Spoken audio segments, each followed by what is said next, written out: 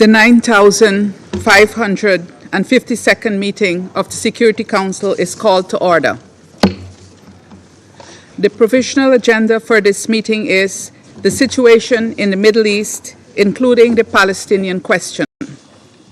The agenda is adopted.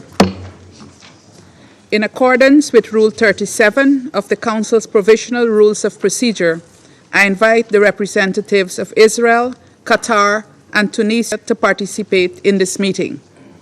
It is so decided. I propose that the Council invite the permanent observer of the Observer State of Palestine to the United Nations to participate in this meeting, in accordance with the Provisional Rules of Procedure and the previous practice in this regard. There being no objection, it is so decided.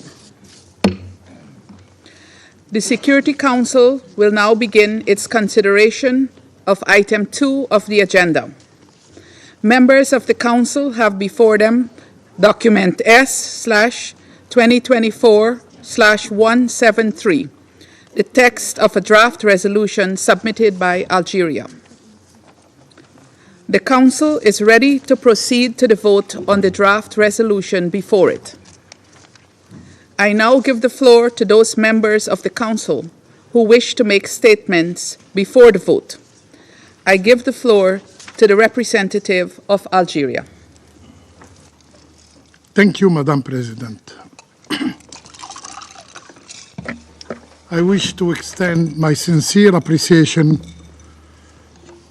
for your efforts in convening this meeting to deliberate and take action on the draft resolution S 2024-173.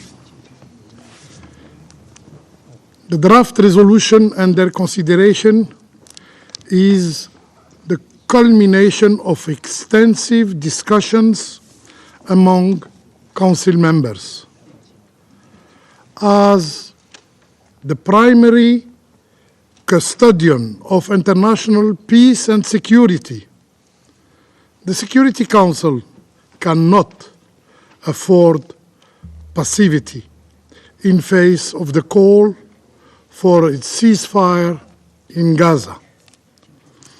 By presenting this text, our intention is to empower the Council to fulfill its mandate and protect lives, commencing with an immediate humanitarian ceasefire. Ample time have been afforded for Council members to deliberate on the content of the text.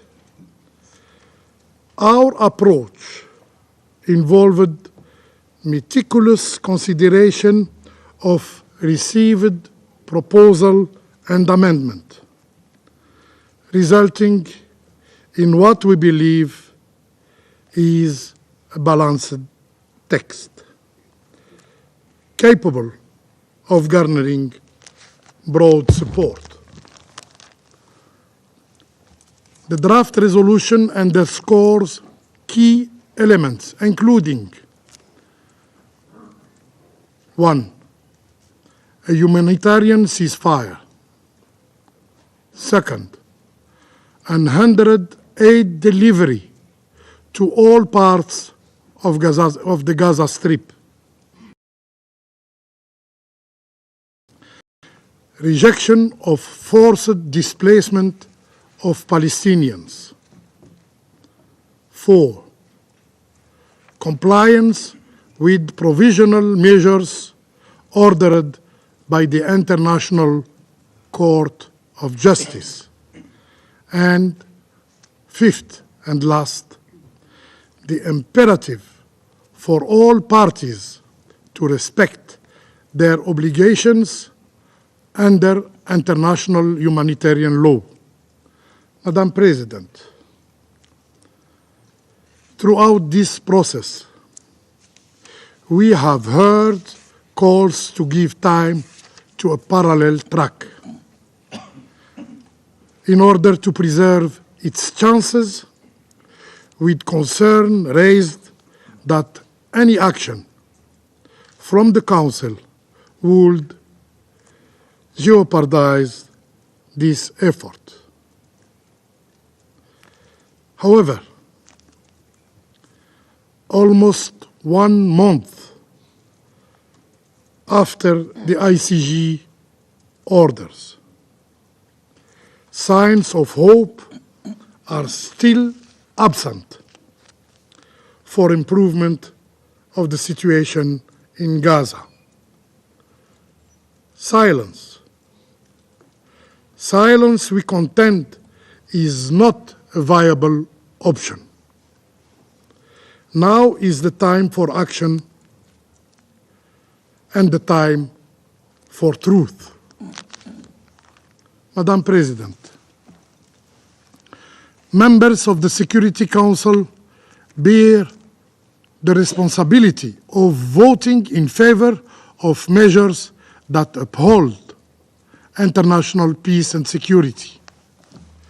This resolution is a stance for truth and humanity, standing against the advocates for murder and hatred. A vote in favor of this draft resolution is a support to the Palestinians' right to life. Conversely, voting against it implies an endorsement of the brutal violence and collective punishment inflicted upon them.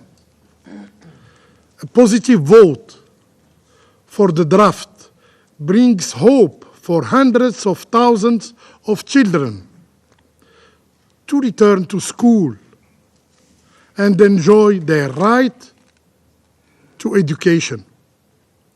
Conversely, voting against the draft resolution is a vote in favor of annihilating their dream for a better life.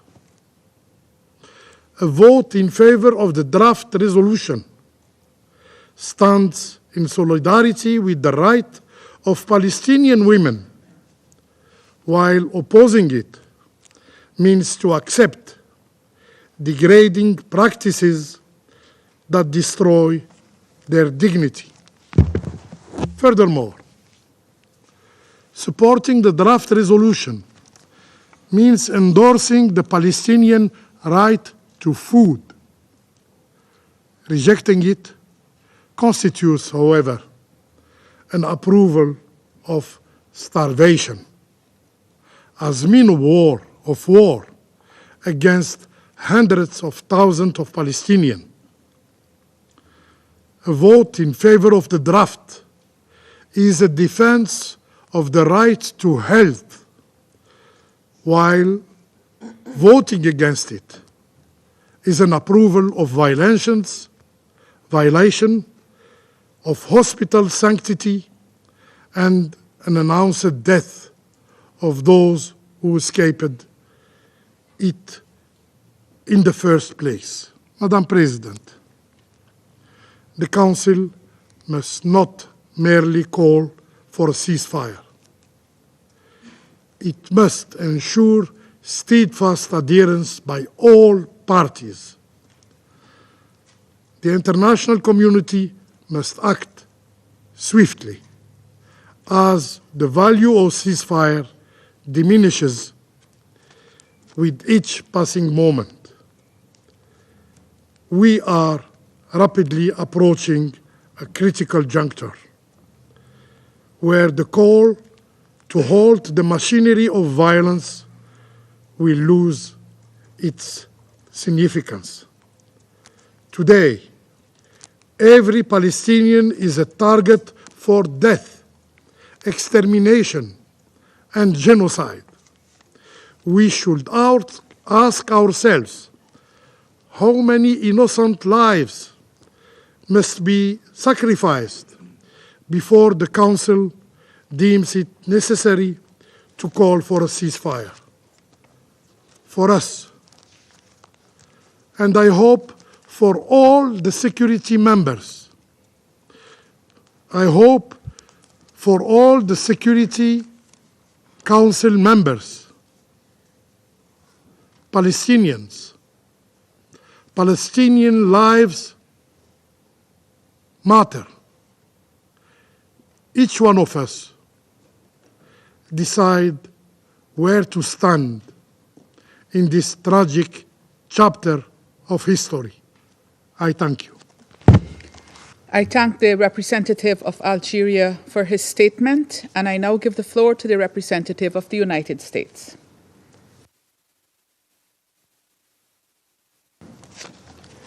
Colleagues, for months, the United States has tirelessly pushed toward a goal that all of us should aspire to: a sustainable resolution of the Gaza conflict so that Israelis and Palestinians can live side by side and enjoy equal measures of security, dignity, and freedom. To build towards that future, the United States is working on a hostage deal between Israel and Hamas, along with Egypt and Qatar. This hostage deal would bring an immediate and sustained period of calm to Gaza for at least 6 weeks, and from there, we could take the time to build a more enduring peace. President Biden has had multiple calls in recent days with Prime Minister Netanyahu, as well as the leaders of Egypt and Qatar, to push this deal forward. And though gaps remain, the key elements are on the table so that if an arrangement is reached, it would help create the conditions for sustainable cessation of hostilities, which I know all of us would like to see. Of course, we want this deal to happen as soon as possible, as is shown by our exhaustive efforts. But sometimes hard diplomacy takes more time than any of us might like. Believe me, I understand the desire for the Council to act urgently, to positively shape the situation in line with the Security Council's mandate. Still, that desire cannot blind us to the reality of the situation on the ground. It cannot come at the expense of undermining the only, and let me repeat, the only path available towards a longer, durable peace. And that is why you've heard me say over and over again, any action this Council takes right now should help, not hinder, these sensitive and ongoing negotiations. And we believe that the resolution on the table right now would, in fact, negatively impact those negotiations. Demanding an immediate, unconditional ceasefire without an agreement requiring Hamas to release the hostages will not bring about a durable peace. Instead, it could extend the fighting between Hamas and Israel, extend the hostages' time in captivity, an experience described by former hostages as hell, and extend the dire humanitarian crisis Palestinians are facing in Gaza. None of us want that. And so I reiterate the United States' belief that while numerous parties engage in sensitive negotiations, this is not the time for this resolution, which jeopardizes these efforts. Colleagues, I communicated our concerns publicly and privately over the last several weeks.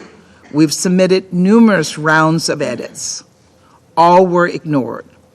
And so for that reason, the United States has offered an alternative resolution that would do what this text does not: pressure Hamas to take the hostage deal that is on the table and help secure a pause that allows humanitarian assistance to reach Palestinian civilians in desperate need.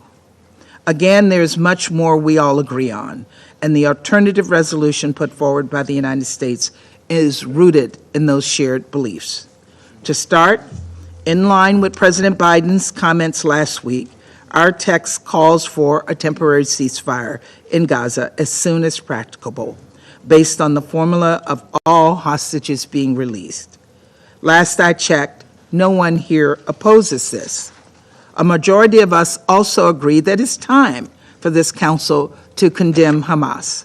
We know because you provided that feedback to Russia on its PRST and to Algeria on its resolution, a feedback that was inexplicably ignored. Should the U.S. resolution be adopted, it would be the first to condemn Hamas for the abhorrent attacks of October 7th, including the sexual violence documented that day.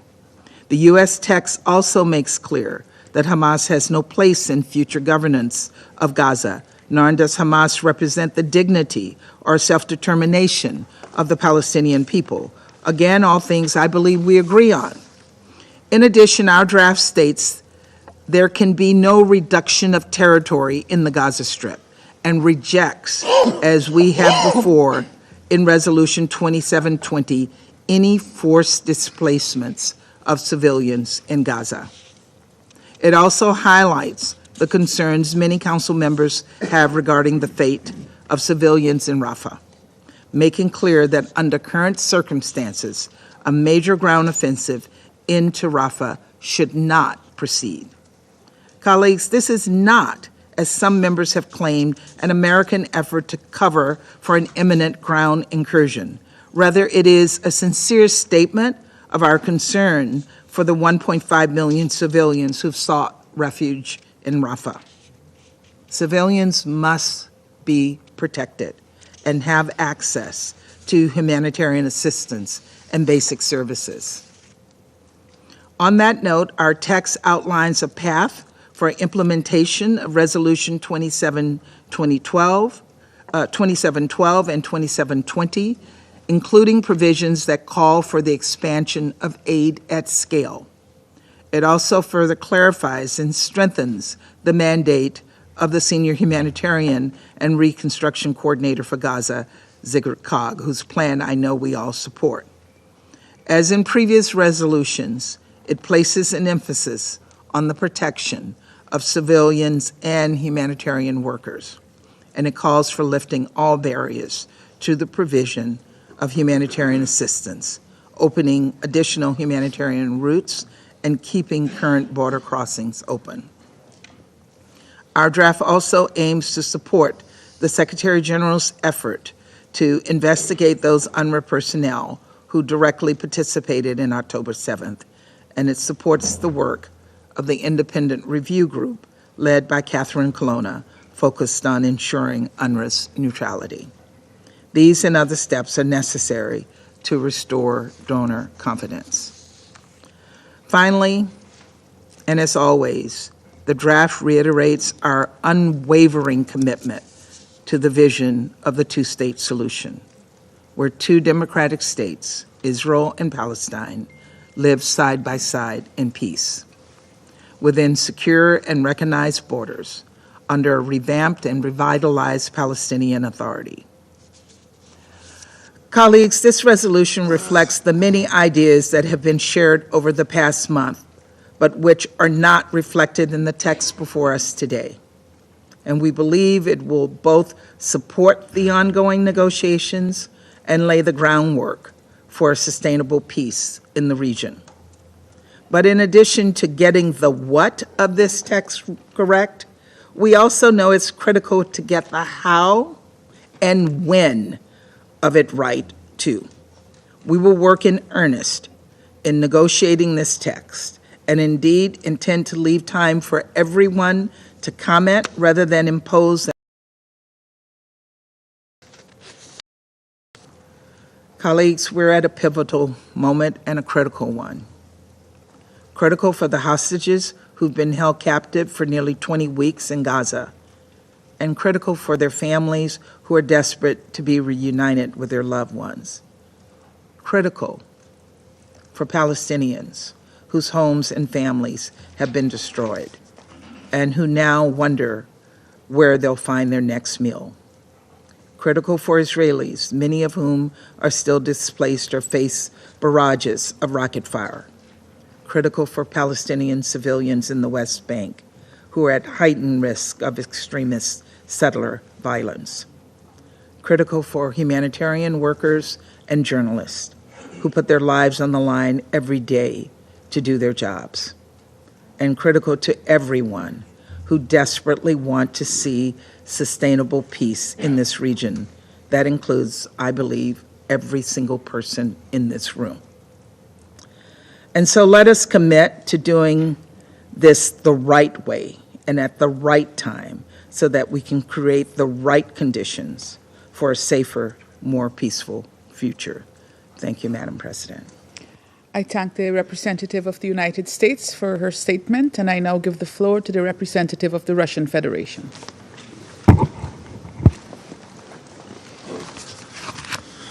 Госпожа председатель, Madam President, вот уже пятый месяц for the в fifth Газе month now разворачивается in Gaza, an беспрецедентное насилие, масштабы unprecedented violence которого has been превзошли unleashed in любые Gaza, the magnitude конфликты, of с which которыми has surpassed человечество any сталкивалось после conflict Второй that мировой войны. humankind has encountered Счет following погибших the мирных Second жителей World War. The подбирается number к of the dead шокирующей civilians отметке has 30 reached the тысяч. shocking И это threshold только of 30,000 посчитано. people, and these are only estimates. Все это время In Совет all this time, Безопасности the United ООН не Nations может Security принять Council has been критически важное unable решение to с adopt a требованием о critically немедленном important resolution with a прекращении огня. demand for an immediate ceasefire. Хочу напомнить, I что wish to 16 recall октября that прошлого on the года, когда 16th of России был October предложен last самый year, when первый Russia проект proposed the very резолюции с таким first призывом, draft resolution with this call, количество погибших the number of the палестинцев dead было около 1 Palestinians тысячи were человек. approximately 1,000 people. Тогда западная At that делегация point, when Совета intelligence поддержала preferred not to incur the honor of watch.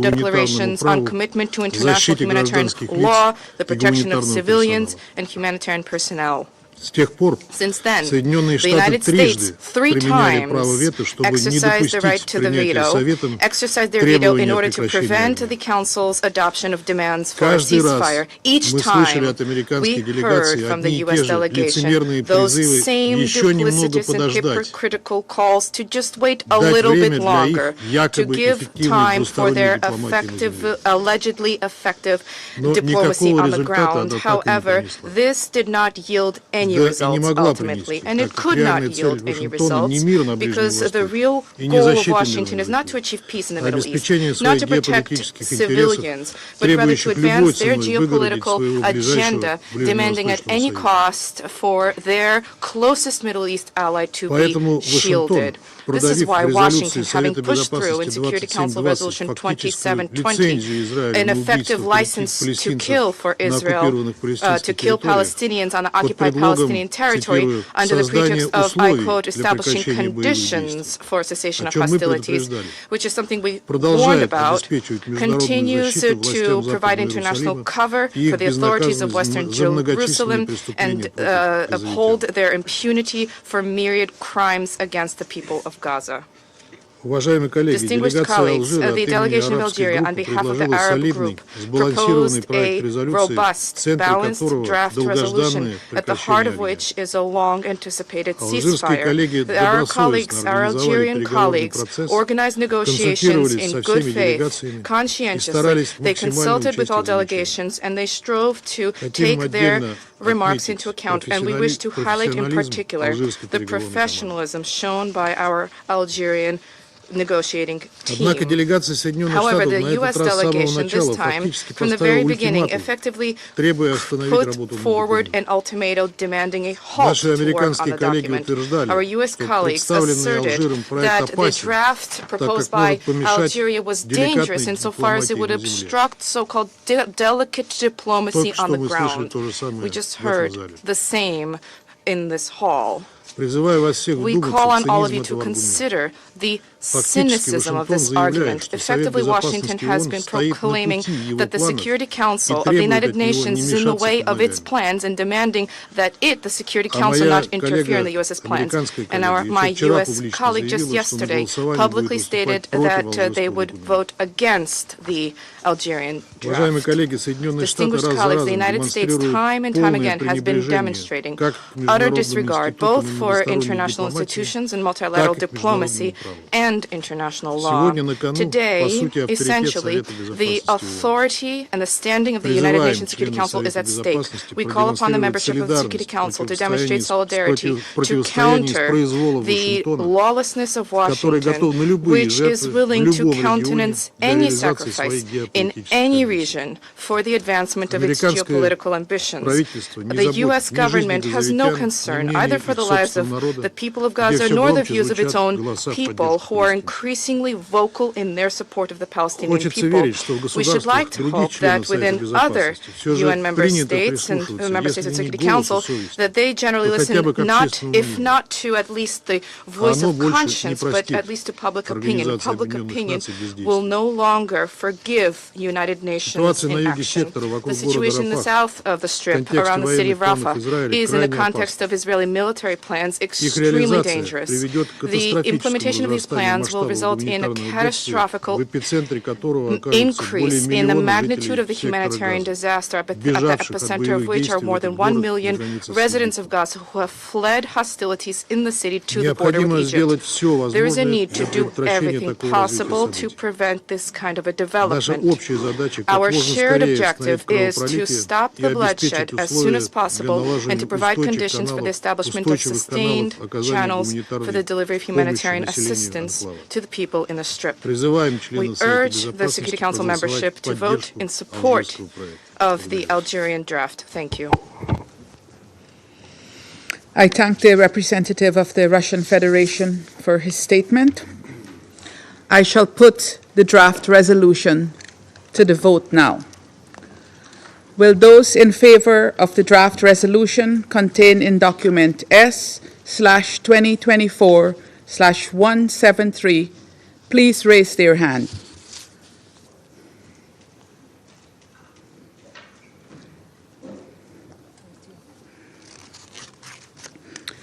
Those against? Abstentions?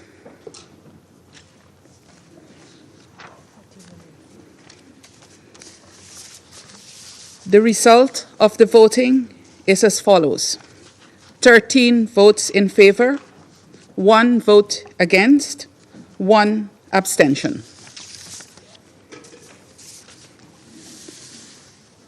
The draft resolution has not been adopted owing to the negative vote of a permanent member of the Council.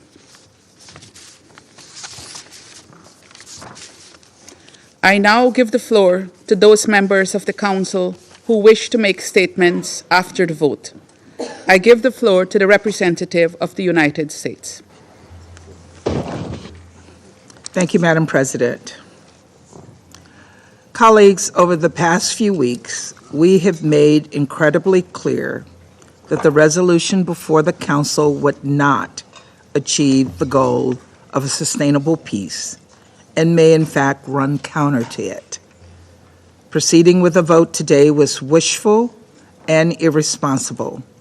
And so while we cannot support a resolution that would put sensitive negotiations in jeopardy, we look forward to engaging on a text that we believe will address so many of the concerns we all share, a text that can and should be adopted by the Council so that we can have a temporary ceasefire as soon as practicable, based on the formula of all hostages being released. This temporary ceasefire is critical to getting aid into the hands of Palestinian civilians who desperately need it. We should look towards this text so that we can finally condemn Hamas for their horrific attacks on October 7th, which set this conflict into motion, so that we can empower Senior Coordinator COG, and the United Nations, because her success is the UN's success. And it is so very needed to ensure civilians get the aid that they need more efficiently and effectively, and just more, period.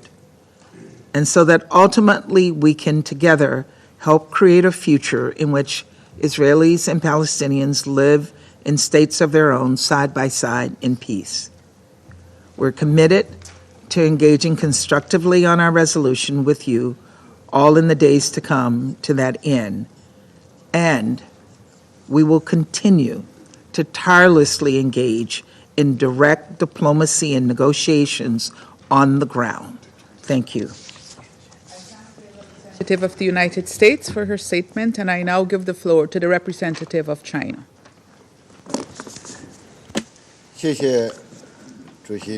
Thank you, Madam President. Madam President, China expresses its strong disappointment by and dissatisfaction with the outcome of the vote just taken. We have voted in favor of the draft resolution. Algeria, on behalf of the Arab states, put forward the draft resolution demanding a immediate ceasefire in Gaza, immediate release of all hostages, guaranteed access for humanitarian supplies, and opposition to forced transfers. This is both urgently required by the situation on the ground, and it is also based on the minimum requirements of humanity, and it should deserve the support by all Council members. Algeria, by displaying reason, sincerity, and open attitude, held lengthy and extensive consultations with all parties on the draft resolution and took on board many constructive ideas, making the draft resolution more balanced. The outcome of today's vote clearly shows that on the issue of a ceasefire to hold the fighting in Gaza, it is not that the Security Council does not have an overwhelming consensus, but rather it is the exercise of the veto by the United States that has stifled the Council consensus. The U.S. veto sent a wrong message, pushing the situation in Gaza into a more dangerous one. While the Security Council ceasefire resolution is being vetoed, innocent civilians in Gaza are dying in the fighting, and they are struggling on the brink of death. The U.S. claimed that the Council resolution would interfere with the ongoing diplomatic efforts. Such a claim is totally untenable. Given the situation on the ground, the continued passive avoidance on an immediate ceasefire is nothing different from giving a green light to the continued slaughter. While the Security Council ceasefire resolution is being vetoed, the spillover of the conflict is destabilizing the entire Middle East region, leading to a rising risk of a wider war. Only by extinguishing the flames of war in Gaza can we prevent the fires of hell from engulfing the entire region. The Council must act quickly to stop this carnage in the Middle East. While the Council ceasefire resolution is being vetoed, the basics of international law are being trampled upon, and the bedrock of the multilateral system is being eroded. The Secretary General of the United Nations has already written to the Council invoking Article 99 of the Charter, and the International Court of Justice has issued provisional measures. The Council must respond forcefully to the serious violations of the international law and international humanitarian law in the Gaza conflict and uphold the authority of international rule of order.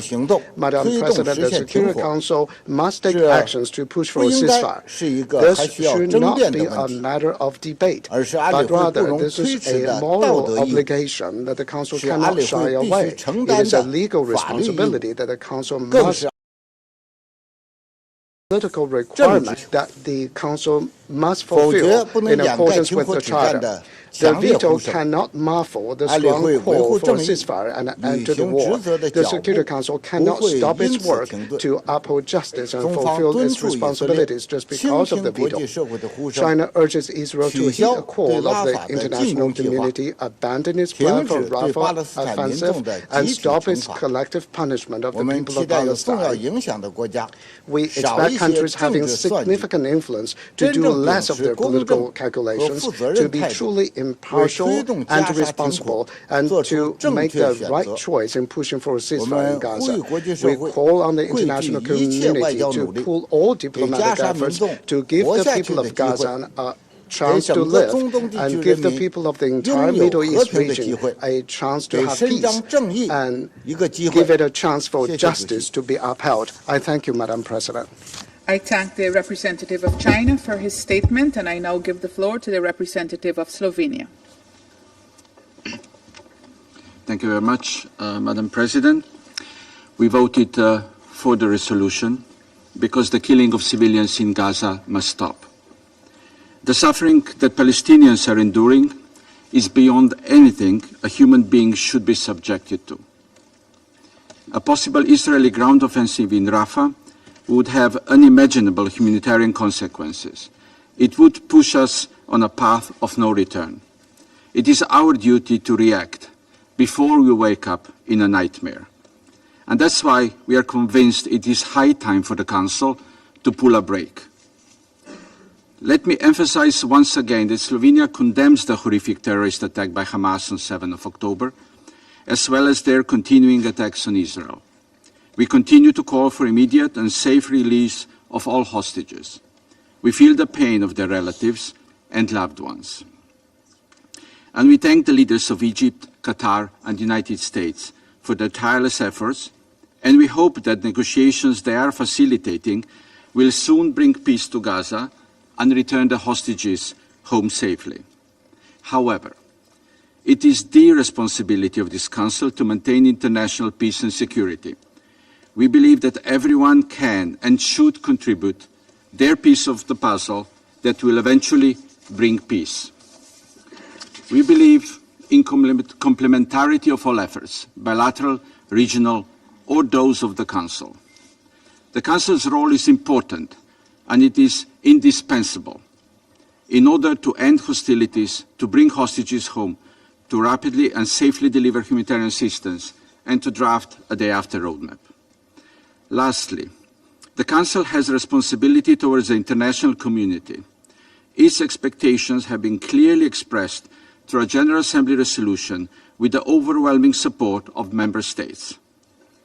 It has been clearly manifested by citizens across the globe. Their voices are loud and clear. The war needs to stop. The Security Council needs to hear these voices of global consciousness and respond to their demands and pleas. And it all starts with a call for a ceasefire, to end hostilities, to bring hostages home, to bring water and food to starving Palestinians, and to silence and clear the skies over Gaza and Israel. A call addressed to both sides, Israel and Hamas. It is our firm belief that Algeria proposed a balanced text, calling for respect of international humanitarian law and human rights law, addressing all violations committed by both sides of the conflict, and calling for accountability for those violations. It is putting protection of civilians as a civilized norm in the center of our action. We therefore deeply regret that the Council was not able to pass this resolution, which we supported strongly. But we cannot give up. It is our responsibility to continue working towards a consensus in this body for peace in the Middle East. Thank you. I thank the representative of Slovenia for his statement, and I now give the floor to the representative of Switzerland. Merci, Madame la Présidente. Thank you, Madam Chair. La Suisse a voté en faveur du projet de résolution et regrette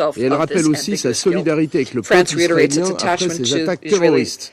security La France continuera de and s'engager will résolument continue dans la voie d'une to mobilisation de ce resolutely be Conseil committed sur to l'ensemble full des mobilization of volets this de la council crise, on all aspects of this sécuritaire, crisis, security, humanitaire, mais humanitarian, aussi and politique. also political. La France rappelle que seule la solution We des deux recall États est à that même de only a répondre aux besoins two-state de sécurité solution d'Israël can et du peuple possibly meet the israélien, needs ainsi qu'aux of security aspirations for Israel légitimes and the des Israeli people, Palestiniens as well as à un legitimate État. aspiration of the Elle Palestinians implique to la a state. création d'un It État involves the palestinien creation of a vivant Palestinian dans la paix state that would live in peace and security alongside Je vous Israel. remercie. Thank you.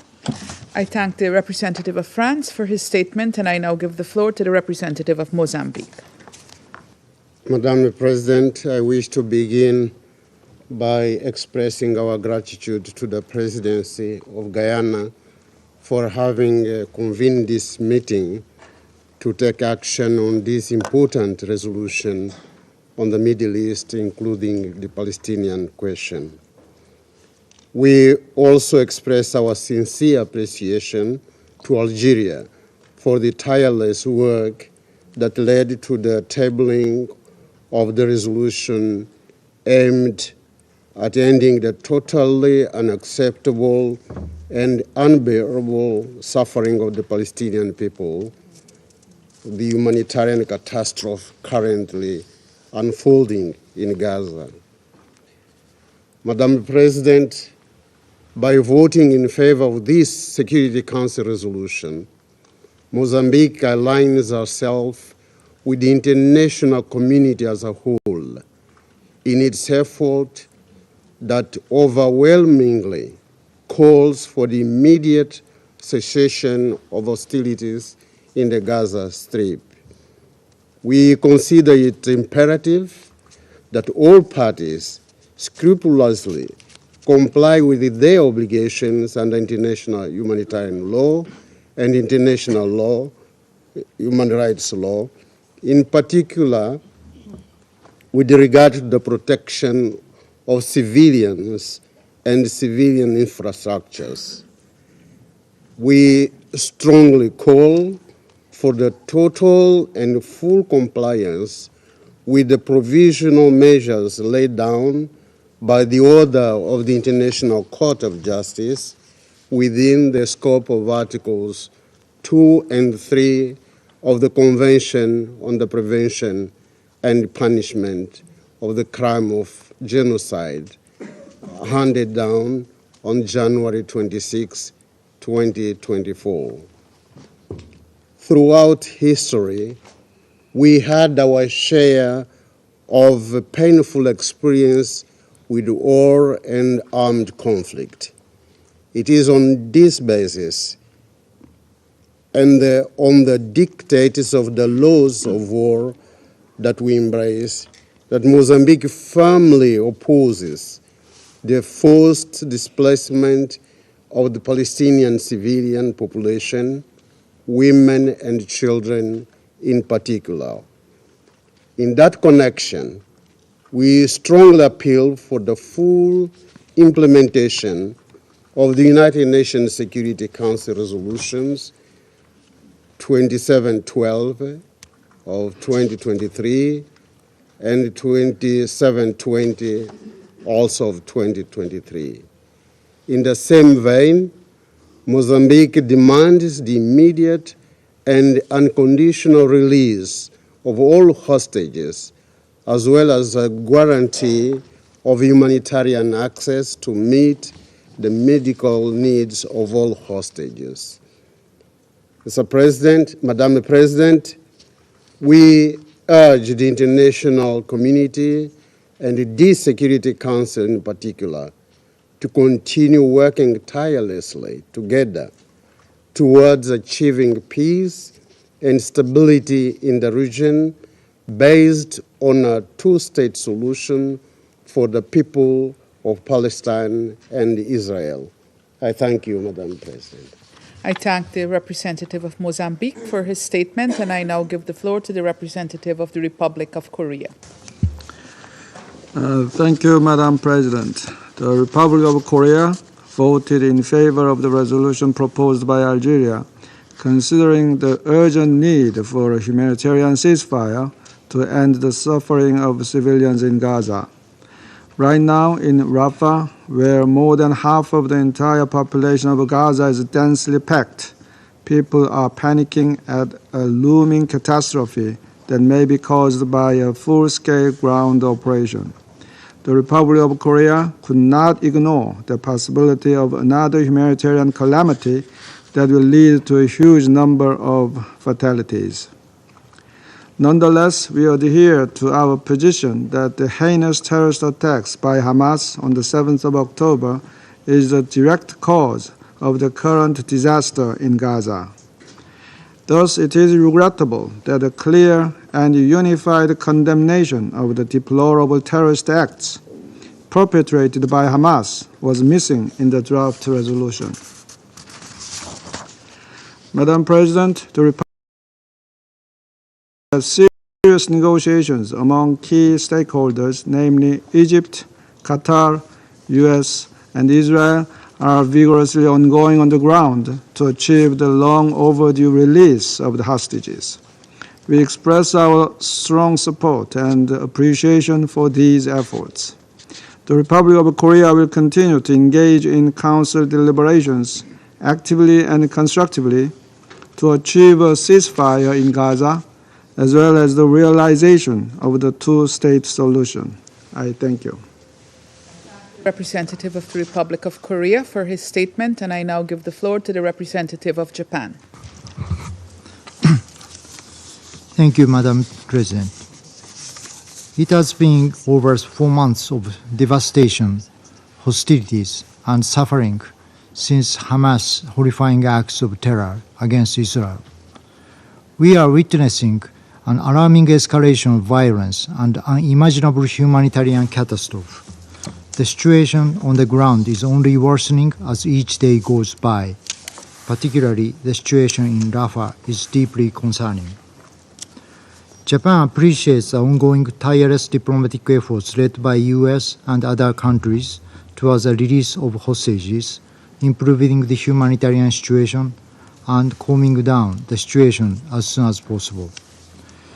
Japan believes that humanitarian ceasefire needs to be realized promptly in such a way to ensure a conducive environment for sufficient humanitarian assistance activities, as well as to lead to the release of the remaining hostages, therefore resulting in realization of a sustainable ceasefire. Based on this position, we call on all the parties concerned to act immediately from a humanitarian viewpoint.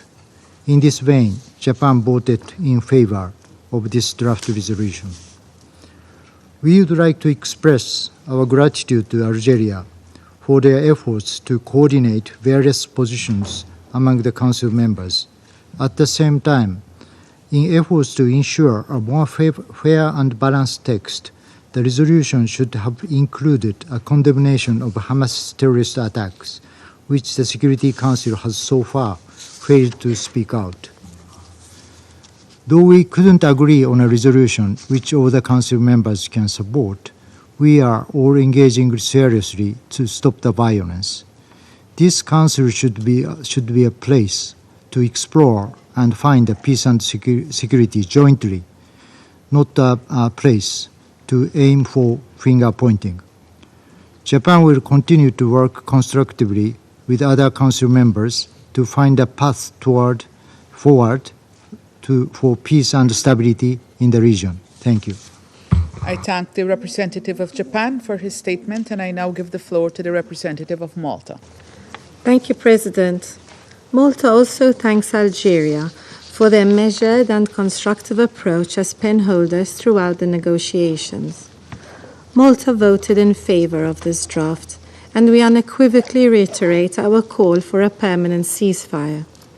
It is therefore regrettable that the use of the veto prevents this Council from calling for an end to this conflict. We also believe that the Council has provided the ongoing negotiations taking place on the ground the necessary space and time. However, regrettably, we still find ourselves on the precipice of another wave of hostilities. This will undoubtedly have catastrophic consequences on the civilian population in Rafah, an area already designated as a safe zone. We also reject and denounce any forced displacement of the Palestinian civilian population from and within Gaza. Such actions amount to grave breaches of international law. The severely deteriorating humanitarian conditions and the threat of famine within Gaza are extremely troubling and need to be urgently addressed. Israel is required to facilitate the full, rapid, safe, and unimpeded delivery of humanitarian aid into Gaza. At the same time, UNRWA remains essential to ensure an effective humanitarian response. The broader regional situation also continues to be deeply worrying. Under these circumstances, the full and immediate implementation of Security Council Resolutions 2712 and 2720 is now more pressing than ever. Let us be clear, this Council has the duty and responsibility to make sure that its decisions are respected. We also echo the call for the remaining hostages to be immediately, safely, and unconditionally released, and we call on this Council to denounce the terrorist acts of October 7th. In closing, President, Malta underlines its unwavering commitment to a comprehensive peace based on the two-state solution. Thank you. I thank the representative of Malta for her statement, and I now give the floor to the representative of the United Kingdom. Thank you, President. We want to see the fighting in Gaza end as soon as possible in a way that never again allows Hamas to carry out the appalling terrorist attacks against Israel we saw on the 7th of October last year. Palestinian civilians are facing a devastating humanitarian crisis. We're particularly worried about the situation in Rafah, where a military operation could have appalling consequences for civilians sheltering there with nowhere else to go. Ongoing negotiations are critical to secure the release of the hostages held in Gaza. We are calling for an immediate suspension in fighting to get aid in and hostages out, leading to a permanent, sustainable ceasefire. That means the release of all hostages, the formation of a new Palestinian government for the West Bank and Gaza, accompanied by an international support package, removing Hamas's capacity to launch attacks against Israel, Hamas no longer in charge of Gaza, and a political horizon which provides a credible and irreversible pathway towards a two-state solution. President, we welcome the efforts of our Algerian colleagues on this resolution, and we regret that some of our proposals were not taken on board. Simply calling for a ceasefire, as this resolution does, will not make it happen.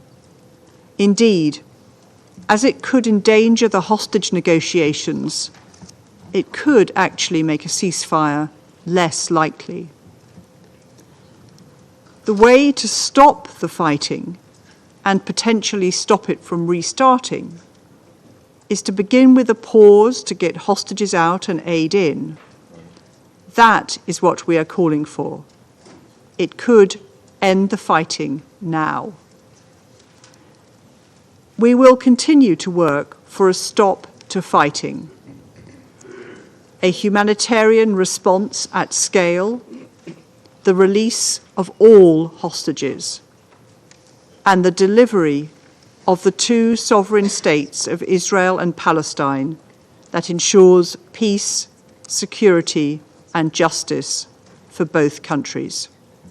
Thank you. I thank the representative of the United Kingdom for her statement, and I now give the floor to the representative of Sierra Leone.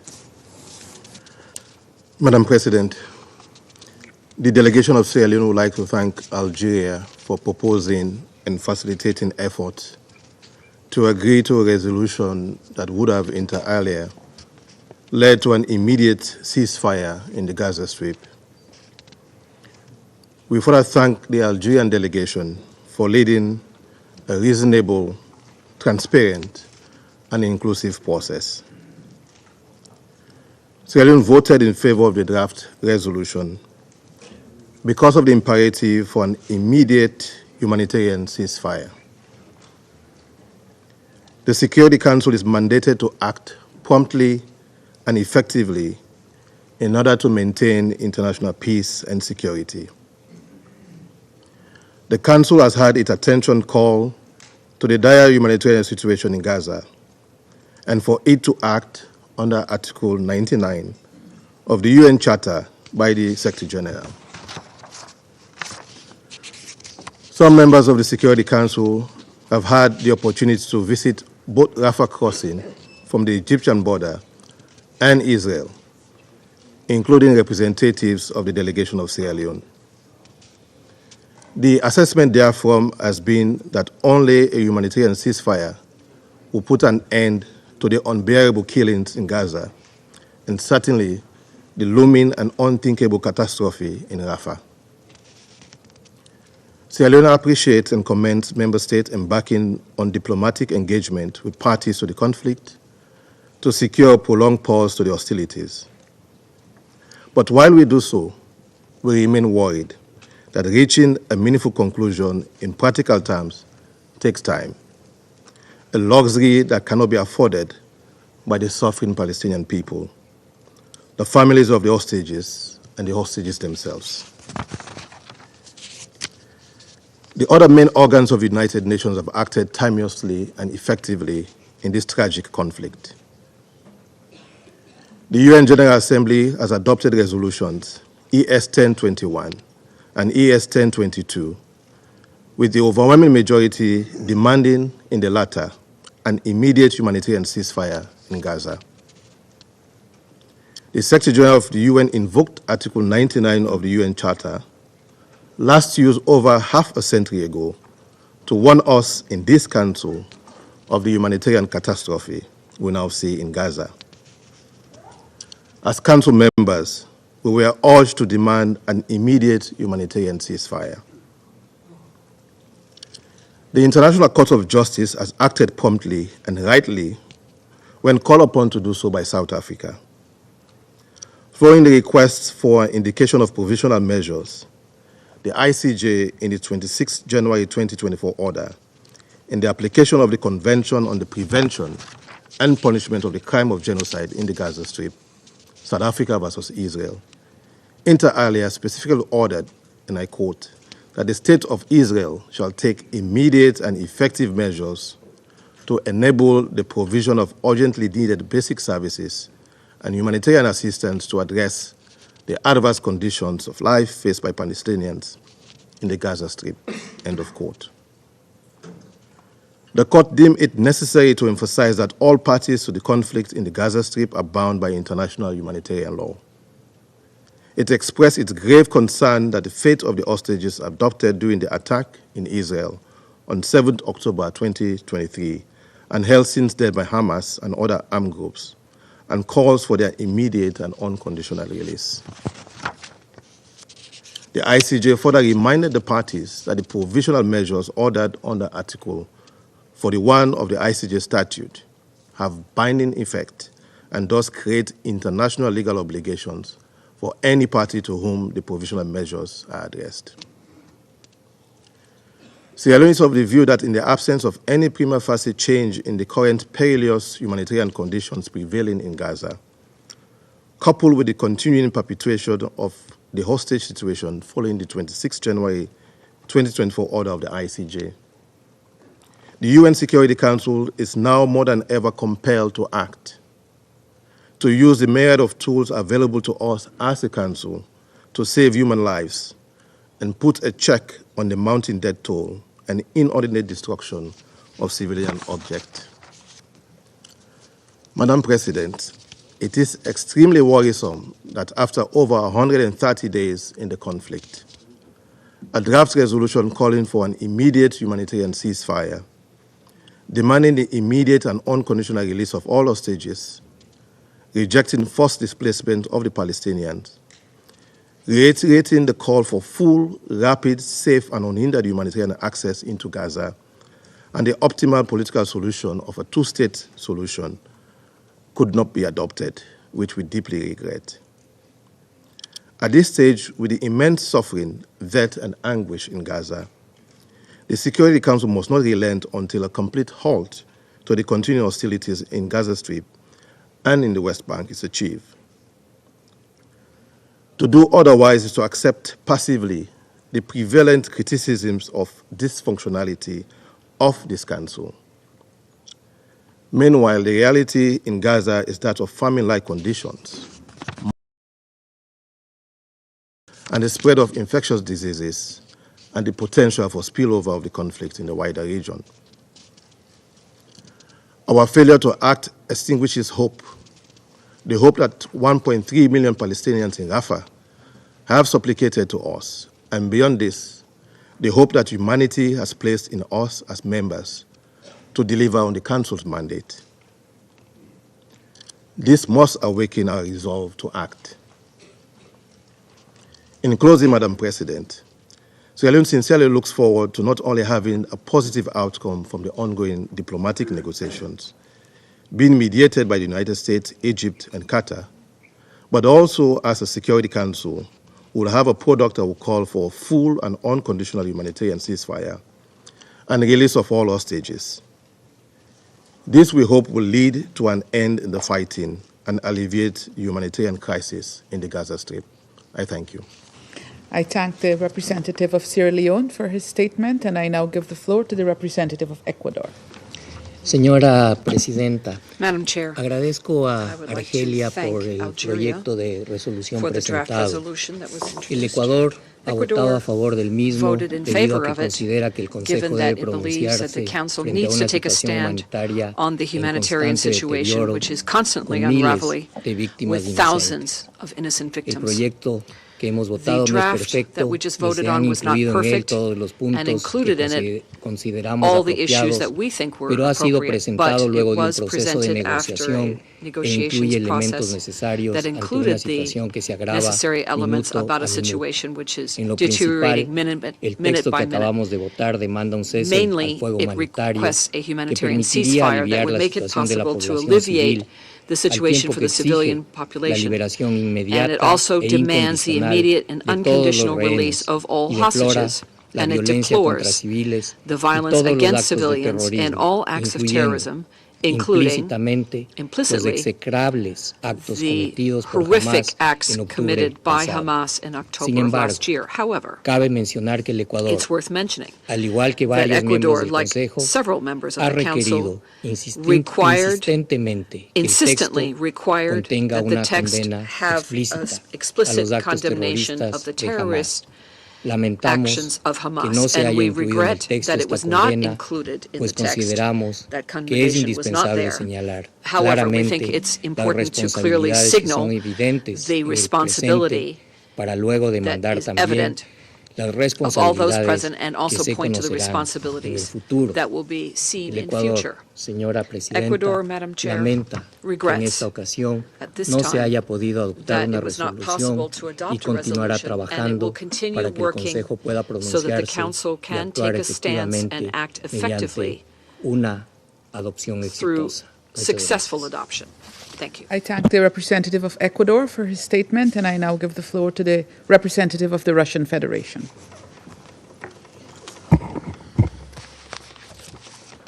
Госпожа Madam председатель, President, уважаемые коллеги, distinguished colleagues, сегодня мы today стали we свидетелями have borne очередной witness to yet черной another страницы в истории dark Совета Безопасности chapter ООН. in the history of the United Nations Security Ее Council. вновь написала This was делегация Соединенных Штатов, yet again written by the которая United States преследует delegation, the всю U.S. цель delegation which continues to покрывать pursue своего the same ближайшего objective, ближневосточного to provide союзника cover for its и closest максимально Middle East тянуть время, ally, and чтобы to он drag смог out завершить time свои to the бесчеловечные планы в greatest possible отношении Газы, extent for them to be able to а carry out their именно inhumane выдавить из plans сектора палестинцев и against Gaza, полностью зачистить specifically to анклав, expel the Palestinians причем from в прямом the смысле, Strip превратив and to его в completely необитаемую cleanse территорию. the Strip Strip, essentially and quite literally transforming it into an uninhabitable territory. Under these circumstances, there are open discussions in Israeli political circles about categories which completely rule out the two-state solution. Once again, having pitted calls for calling an end to the carnage in Gaza against demands to condemn the actions of Hamas. In doing so, our U.S. colleagues have once again hypocritically remained silent about the fact that on the 18th of October, they, having already vetoed the Brazilian draft resolution with this condemnation. The Algerian draft was capable of reversing this situation, of ending the annihilation of Palestinians in Gaza. Unfortunately, the latest, the now fourth U.S. veto prevented this from happening and doomed the fates of another thousands of peaceful citizens of Gaza. However, everybody needs to understand that this result is not the failure in the work of the UN Security Council, which today was effectively united. Rather, this is the pernicious policy of a single member of the Security Council, namely the United States. Full responsibility for the consequences of this lies with Washington, regardless of its attempts to elude this responsibility, expatiating on its quote-unquote important mediation efforts. Regardless of how bitter the aftertaste of today's meeting may be, we have no intention of throwing in the towel. The demand from the UN Security Council for the parties to immediately adopt a ceasefire remains imperative. Absent this, any Council product will be devoid of practical purpose. We all had an opportunity to see this based on the example of the toothless humanitarian resolutions on Gaza that the Council had previously adopted. And these remained letters on paper because, as we warned, amid circumstances of active hostilities, it is impossible to deliver humanitarian assistance or to monitor humanitarian pauses. Now, turning to the U.S. text, which previously today was so proactively championed by the United States representative, as far as we are aware, this text has not even been officially circulated at the Security Council, not to mention the fact that there was no comprehensive or meaningful discussion thereof. For this reason, for now, this all looks like further spoilers which are designed to detract attention from the latest shameful veto exercise by the U.S. veto on a critically significant resolution for a ceasefire in Gaza. We call on the membership of the Security Council not to be misled by the duplicitous admonitions that there is a need to wait just a little bit longer. The United Nations Security Council in the world waited for 5 months, and with each passing hour that we wait, there are more and more human victims. The U.S. draft does not contain, I emphasize this, does not contain a call for an immediate ceasefire in Gaza. The text refers only to a temporary, and even this when the conditions are ripe. So there is no real alternative to the Algerian draft resolution which the U.S. vetoed. This brainchild is no viable alternative and cannot be any viable alternative to that. This is yet another bad faith attempt by Washington to drag out the time for the purposes of advancing Israel's benefit, interest, and allowing it to definitively resolve the Palestinian question. Our shared objective is to prevent this from taking place and to achieve a just peace between the Palestinians and Israel on the basis of Security Council resolutions and General Assembly resolutions. Let us resolve this together, and perhaps our U.S. colleagues will at some point have their conscience awakened. I thank the representative of the Russian Federation for his statement, and I now give the floor to the representative of Algeria. Thank you, Madam President. Madam President, بداية Allow أود me أن at the outset أعرب to عن express امتناني my لجميع appreciation أعضاء to هذا all المجلس the members of the Security Council لمشاركتهم for البناءة constructively participating طوال عملية in the التفاوض. negotiations.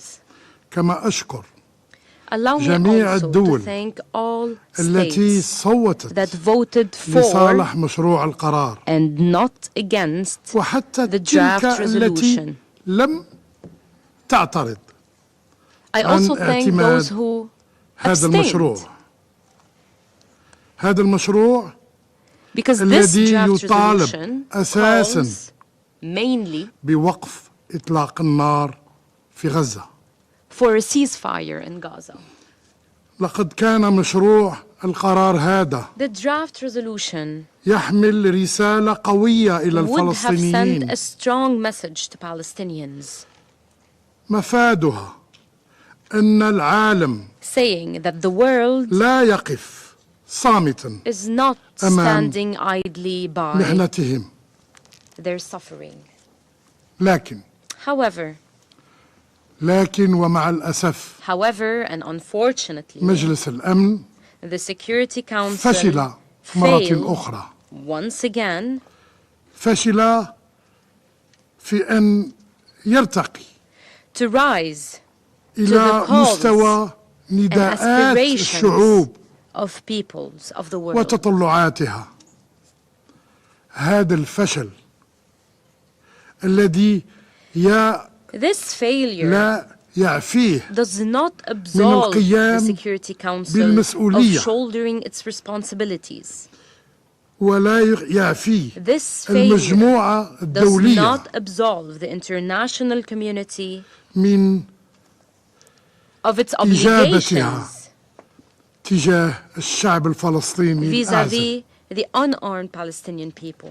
ولا يعفي This سلطات failure الاحتلال does not absolve the occupation power من واجب تنفيذ of its obligation التدابير to implement التحفظية the precautionary لمحكمة العدل measures الدولية. ordered by the International Court of Justice. لقد حان الوقت It is high لكي time for the يتوقف aggression العدوان to end.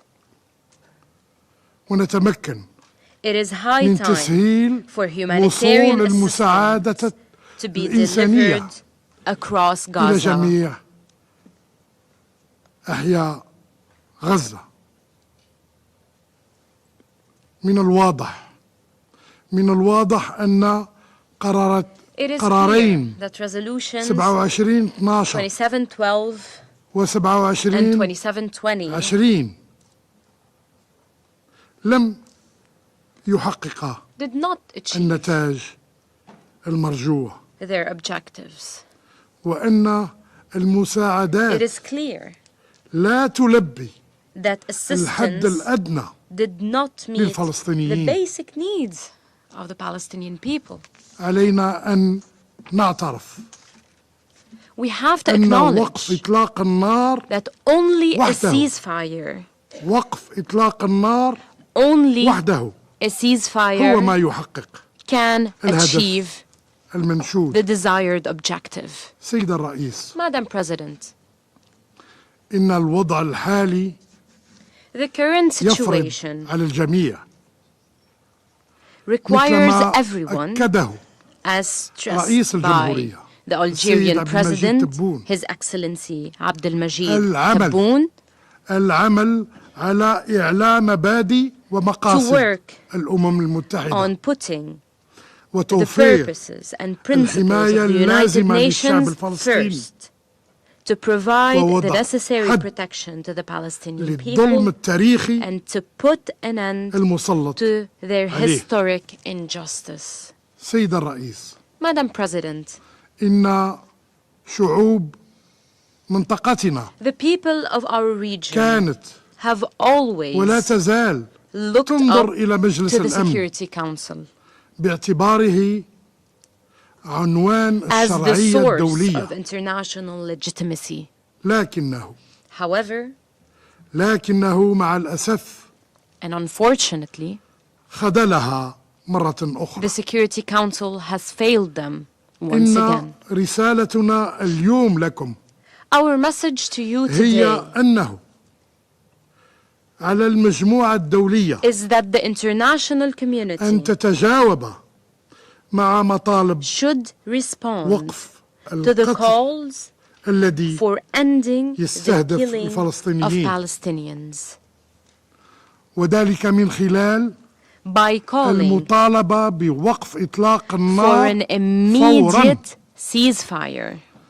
وأنه على من يعرقل ذلك All those أن يراجع impeding such calls سياسته should review وحساباته their policies and لأن their القرارات calculations الخاطئة لليوم because wrong decisions today تحسد will have a cost منطقتنا on our region والعالم and our نتائجها world tomorrow. غدا عنفا And this cost will be وعدم violence استقرار and instability. فأسألوا أنفسكم So ask yourselves, وضمائر قراراتكم what will your decisions وكيف today cause?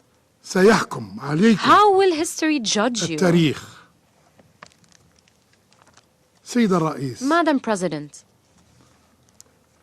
قبل أن أختم before I conclude, أقول للجميع I would like to tell everyone أننا سندفن that we أننا will سندفن bury شهدائنا our martyrs هذا المساء this evening برفح in Rafah, بغزة in Gaza, بكل فلسطين in all Palestine, وأن الجزائر and that Algeria ستعود غدا will return باسم tomorrow الأمة العربية on behalf of the Arab world, وباسم الأمة on الإسلامية behalf of Muslim countries, وباسم أحرار and on العالم behalf of all the free people in the world.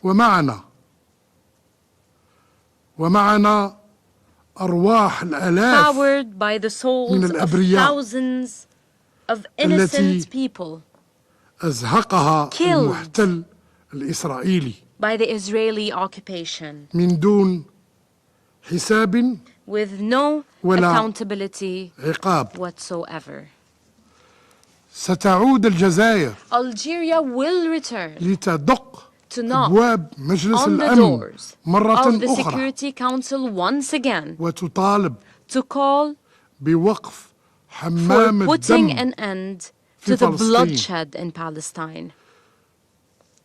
ولن نتوقف We will not stop حتى يتحمل هذا المجلس this council كامل shoulders مسؤولياته its responsibilities in full ويفرض وقفا and imposes إطلاق النار فوريا an immediate ceasefire. فإن لنا نفوسا لا تمل We will never tire وعزيمة and we will لا تكل. never stop. وشكرا. Thank you, Madam President. I thank the representative of Algeria for his statement. I shall now make a statement in my capacity as the representative of Guyana.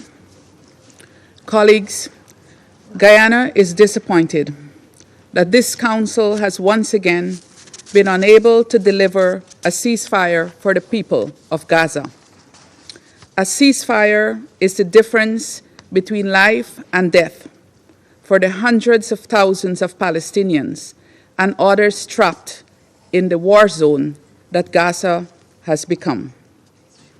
The delegation of Algeria has approached the tabling of this resolution with great patience, transparency, and inclusivity. They have listened to all sides, acquiescing to requests for additional time to be given to other efforts underway. It has been almost 3 weeks since the draft was circulated, and we still find ourselves at square one. In that time, almost 2,000 more Palestinians were killed in Gaza, another 2,000 more injured. In those 3 weeks, every aspect of life in Gaza has gotten worse. Internal displacement has increased, with a serious crisis on the way in Rafah. Food insecurity continued to worsen, with the latest Integrated Food Security and Nutrition Phase Classification, IPC, report stating that Gaza now has the highest share of persons facing devastating levels of acute food insecurity that the IPC has ever classified for any given area or country. The humanitarian situation has been described as increasingly severe. Humanitarian access is extremely limited, and people's desperation has led them to looting aid trucks to secure a morsel of food. The population is in dire straits. The most vulnerable among them, including children, the elderly, and people with underlying conditions, are especially vulnerable to malnutrition. And all of this is happening in freezing temperatures. In that time, we have also seen a further hardening of positions for the worse. For example, we have heard the determination of the Israeli government to proceed with a ground operation in Rafah, despite the strong urgings to the contrary by many of its friends and partners and others in the international community. We know what a ground operation in Rafah would mean for the people who were driven there by the Israeli Defense Force. The ICJ orders of 26th of January are being completely ignored, as though there is no obligation to adhere to them. UN personnel are continuing to operate in Gaza under these extremely dangerous circumstances, with unprecedented numbers of them killed since 7th of October. Deconfliction mechanisms are not being respected, so everyone is at risk and nowhere is safe. Dear colleagues, what else needs to happen to act for the people in Gaza? How many more lives must be lost? How many more must be maimed? How many more? We need a ceasefire now. Resolutions 2712 and 2720 cannot be fully implemented if there is no ceasefire. The longer we take to agree on the need for a ceasefire, the longer this Council will be seen as being complicit in what is taking place in Gaza. To be clear, Guyana also calls for the release of all hostages taken on October 7th and Palestinians unlawfully detained in Israeli prisons without trial. Though progress has been stalled for decades, the two-state solution still remains the best option for a permanent and lasting resolution of the Palestinian question. The current situation in Gaza puts the two-state solution at great risk, especially given the rhetoric from some Israeli government officials. Guyana calls on this Council to act now for Gaza and for the future of both Palestine and Israel. A peaceful and stable Israel depends on a peaceful and stable Palestine. The two are not mutually exclusive. And a peaceful Palestine and Israel is crucial for lasting peace and stability of the Middle East region. I thank you. I resume my function as President of the Council. I now give the floor to the permanent observer of the Observer State of Palestine. Madam President, we thank you and your friendly country, Guyana, for your leadership of the Security Council. We thank Algeria for all its efforts and its statement that my brother Ammar delivered a few minutes ago in bringing forth the draft resolution on behalf of the Arab group that has just been voted regarding the grave situation that continues to be faced by the Palestinian people in the Gaza Strip as Israel, the occupying power, carries on with its genocidal war. We also thank the 13 members of the Security Council who voted in favor of the draft, and we thank you also for your intense engagement with the Arab group led by our brother, the Ambassador of Algeria, during the course of the last 3 weeks, negotiating in good faith, of trying to save the Palestinian people's lives in the Gaza Strip and not to allow the looming catastrophe flying over our heads in having a further catastrophe on the Gaza Strip. We sincerely thank you for that effort, for your principled position, and for your determination that a ceasefire has to be demanded, implemented now to save lives, to save the Gaza Strip, to save the 1.5 million Palestinians in the Rafah district. This draft resolution was brought to the Council precisely because Israel persists with the onslaught, persists with every single grave breach it has been committing, despite the near unanimous calls by the international community for a ceasefire, and despite the ICJ provisional measures ordered to Israel to cease all acts of genocide and incitement to genocide, and to ensure humanitarian assistance to the Palestinian people, who every day are facing death and destruction and the torment of starvation and repeated forced displacement.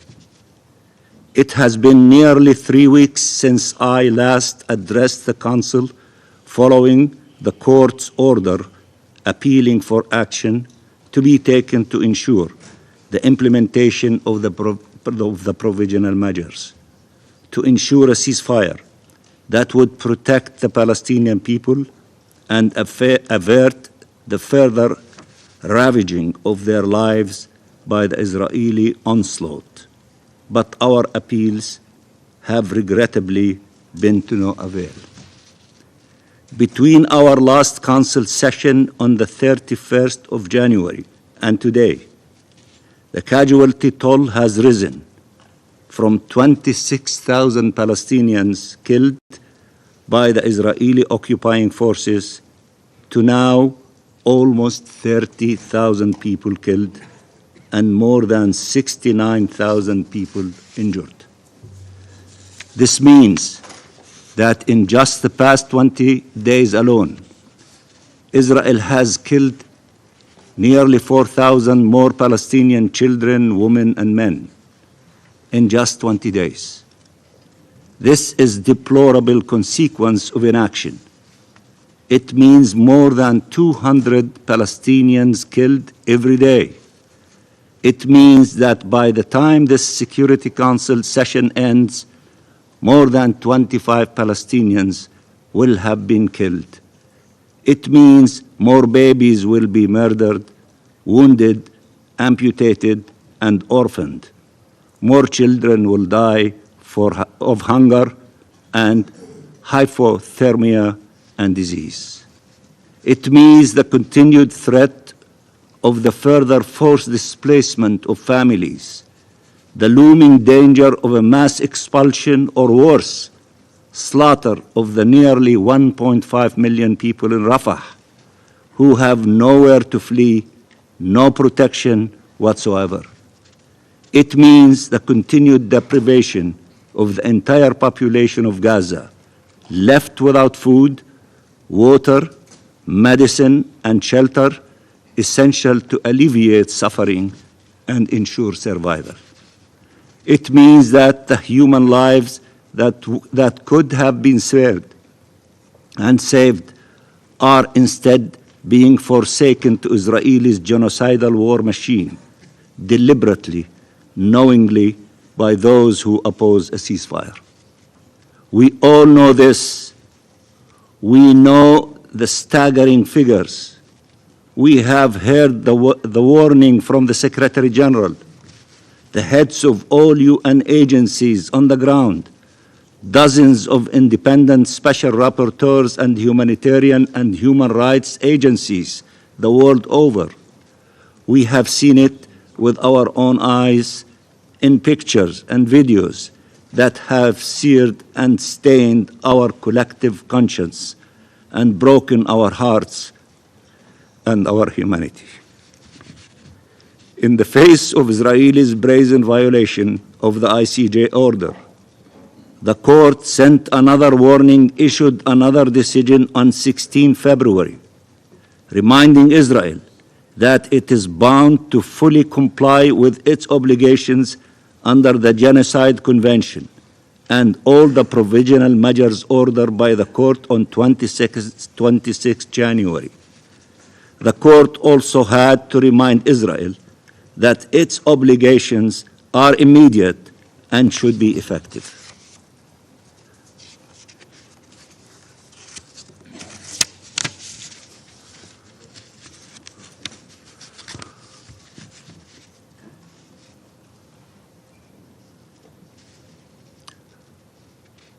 The call for ceasefire should have been agreed to long time ago.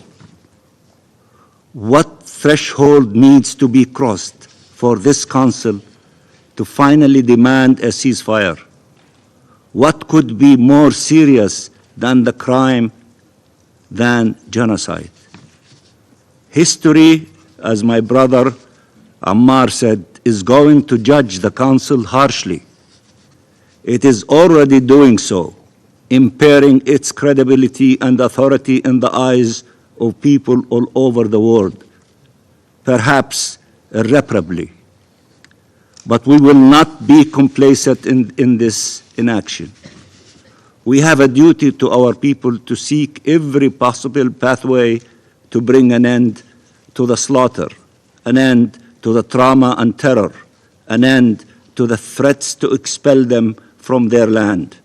We will not be silent, and we will act with every legitimate means to uphold our sacred obligations to defend and protect our people and to pursue justice for them. That is why we have come back to the Security Council over and over again, imploring it to act to protect our people. That is why we will not relent in seeking accountability, calling on the Council, the General Assembly, and all states to act in line with the Charter and all obligations under international law without selectivity, without exception. We will not stop demanding accountability for the war crimes, crimes against humanity and genocide that Israel is perpetrating against the Palestinian people. But accountability must move beyond words in these chambers. It must mean real consequences for the occupying power for its criminal behavior. To this end, I just have returned around midnight last night from The Hague, where the State of Palestine stood before the ICJ, appealing to the Court for Justice after more than 75 years of Nakba, 56 years of belligerent occupation, 17 years of blockade, and nearly 140 days of vindictive, punitive siege and massacres perpetrated by Israel in Gaza, which is a genocide. What crimes has Israel not committed yet?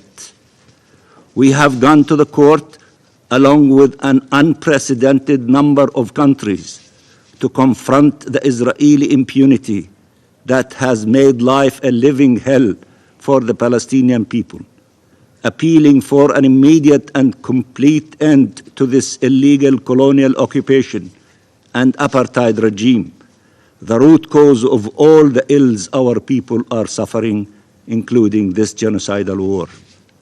The court has undertaken its solemn duties acting swiftly both in response to the case brought by South Africa against Israel under the Genocide Convention and in response to the General Assembly's request for advisory opinion, which we hope will be a true turning point in the quest for accountability and for justice for the Palestinian people.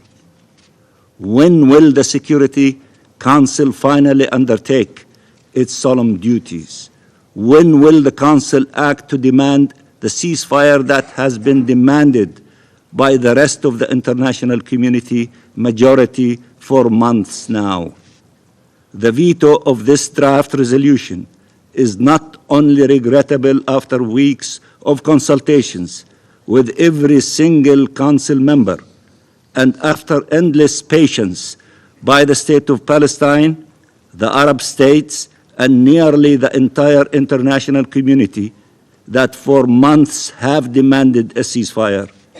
It is absolutely reckless and dangerous against shielding Israel even as it commits the most shocking crimes while exposing millions of innocent Palestinian civilians to its wrath and more untold horrors. It is not Israel that should be protected by the veto. It is Palestinian children, women, and men who must be protected by this Council acting now. Only with a ceasefire can we give a chance for life, for Resolution 2712 and 2720 to be implemented, as the President of the Security Council has indicated correctly. Ceasefire would allow these two resolutions to be implemented for humanitarian assistance to reach the millions of desperate people in need, for UNRWA and other UN agencies to deliver life-saving aid, and a chance for our collective efforts to chart a path for justice and peace.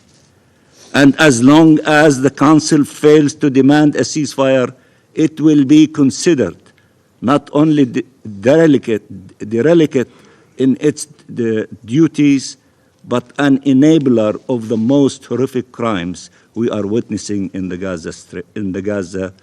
these days in Gaza. The message given today to Israel with this veto is that it can continue to get away with murder. Israel cannot and should not and will not get away with it. We will not allow it.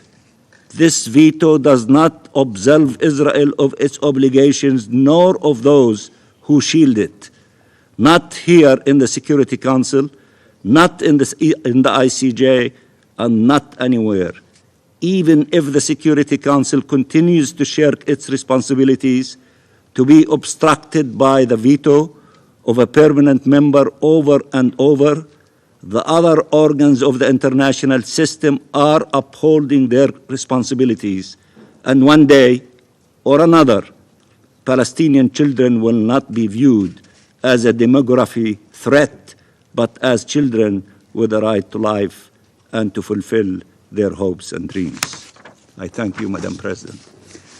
I thank the permanent observer of the Observer State of Palestine for his statement. I now give the floor to the representative of Israel. Thank you, Madam President.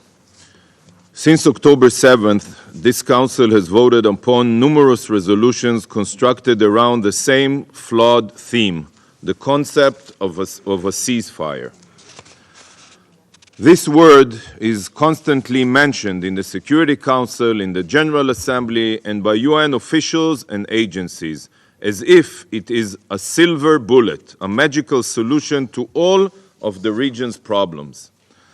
For the past 137 days, the only solution discussed on the international stage is this absurd notion of a ceasefire. Will a ceasefire bring home the hostages?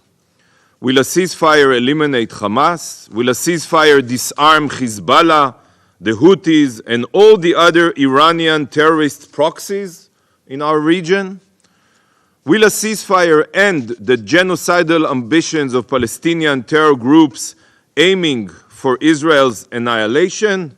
We're still waiting for President Abbas to condemn the October 7th massacre. What exactly will this silver bullet ceasefire achieve? A ceasefire achieves one thing and one thing only: the survival of Hamas. Exactly the opposite of how it's portrayed. A ceasefire is a death sentence for many more Israelis and Gazans. Supporting a ceasefire means supporting the survival of jihadist terrorists that will continue butchering Israelis and endlessly spilling the blood of innocents. There is a reason, dear colleagues, that the ICJ unanimously and rightly rejected South Africa's attempt to undermine Israel's right to defend itself by calling for a ceasefire.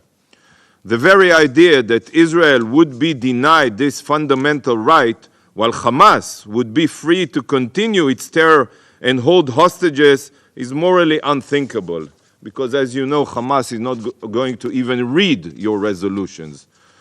So why are some on this council so determined to impose harmful measures that the ICJ refused to take? You all know the answers. Colleagues, a ceasefire is the epitome of a kick-the-can-down-the-road policy. A ceasefire today means immunity for baby killers and rapists. It's an easy way to make this problem an issue for another day. With a ceasefire in place, Hamas will regroup, rearm, and their next attempted genocide against Israelis will only be a question of when, not if.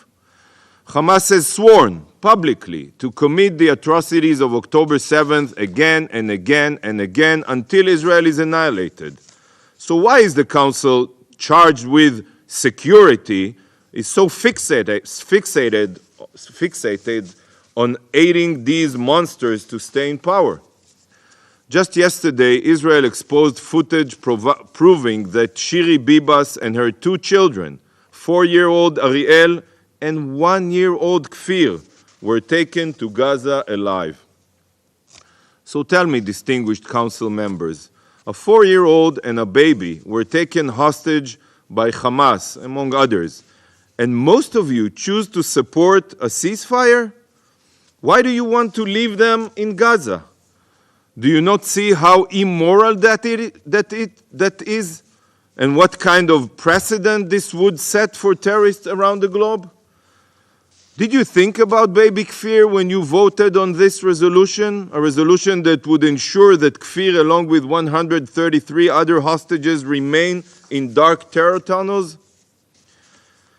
Did you think about Noa Argamani? Noa's look of sheer horror as she violently separated from her boyfriend Avinoam Or and taken to Gaza on the back of a motorbike has become a symbol of the hostages' plight. In the heart-wrenching video, you can hear Noa screaming and pleading with the terrorists not to abduct her. Noa's mother, Liora, born Chong Hong Lee, a Chinese-Israeli citizen originally from Wuhan, is terminally ill with stage 4 brain cancer. All she asks is that she can hug Noa, her only daughter, one last time before she succumbs to her illness. To my Chinese colleague, I ask you, in the name of Liora Chong Hong Lee, rather than pushing for a harmful ceasefire which will keep Noa in Gaza, I urge you, pressure Hamas to release Noa so that her mother can see Noa one last time before her death. Colleagues, jihadists around the globe see that the body mandated to uphold international security is willing to allow murderous Hamas rapists to continue their reign of terror. Your calls for a ceasefire empower Hamas, giving them hope to stay in power. This does not ensure security, it prevents it. You truly want a ceasefire? Well, Israel also wants a ceasefire. Your children are not the ones that are falling in battle against bloodthirsty terrorists. They are ours. If Hamas survives, it will be our children that Hamas will murder in cold blood again. Israel seeks a ceasefire, but there is only one formula that we are willing to accept.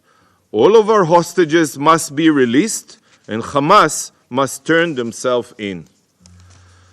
Colleagues, the Algerian resolution not only empowers jihadists by calling for a ceasefire, it also fails, again, to condemn Hamas for their heinous crimes. Not condemning Hamas's atrocities has now become a tradition here. It's tragic.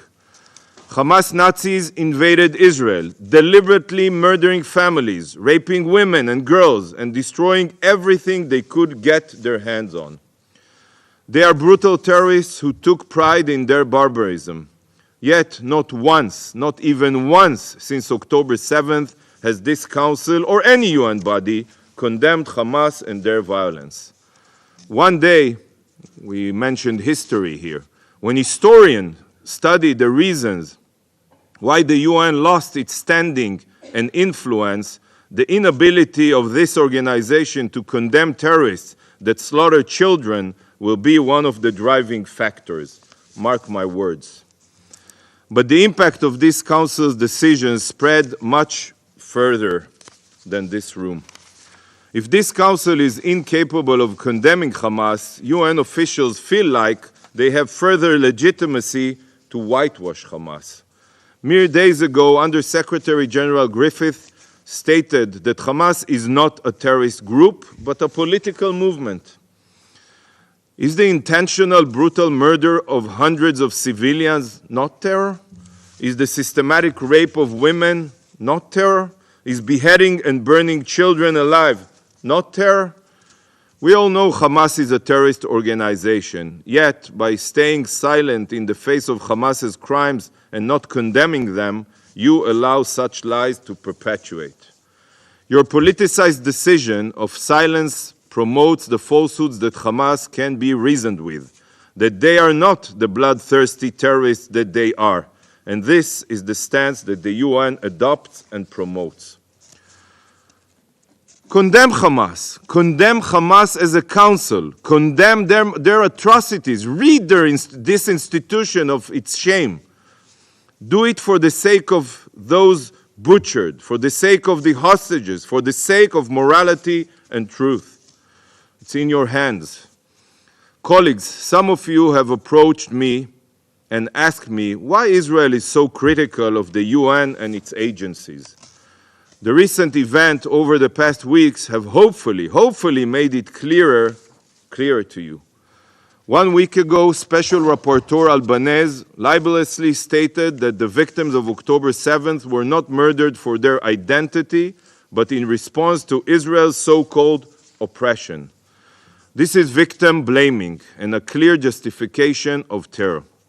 But for some UN employees, even poisonous words are not enough. Dozens of UNRWA employees took active roles in the October 7th massacre, while many more praised the savage attack. Faisal Ali Musallem El-Naami, an UNRWA social worker, stuffed the body of Jonathan Samerano into a truck to be taken to Gaza.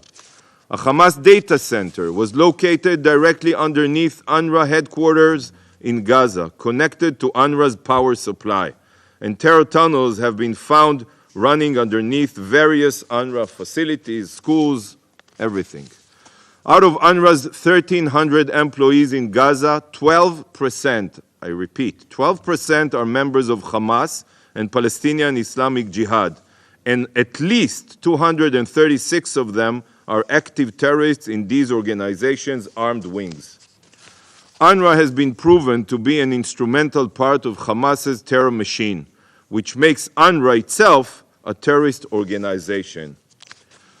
Yet, rather than take responsibility for the weaponization of this murderous UN agency, Commissioner General Lazzarini has chosen to say that he had no knowledge of Hamas's hold on his own agency. This is blatantly false. Israel exposed terror tunnels under UNRWA schools and supplied evidence of Hamas's exploitation of UNRWA. You can see it in my Twitter account.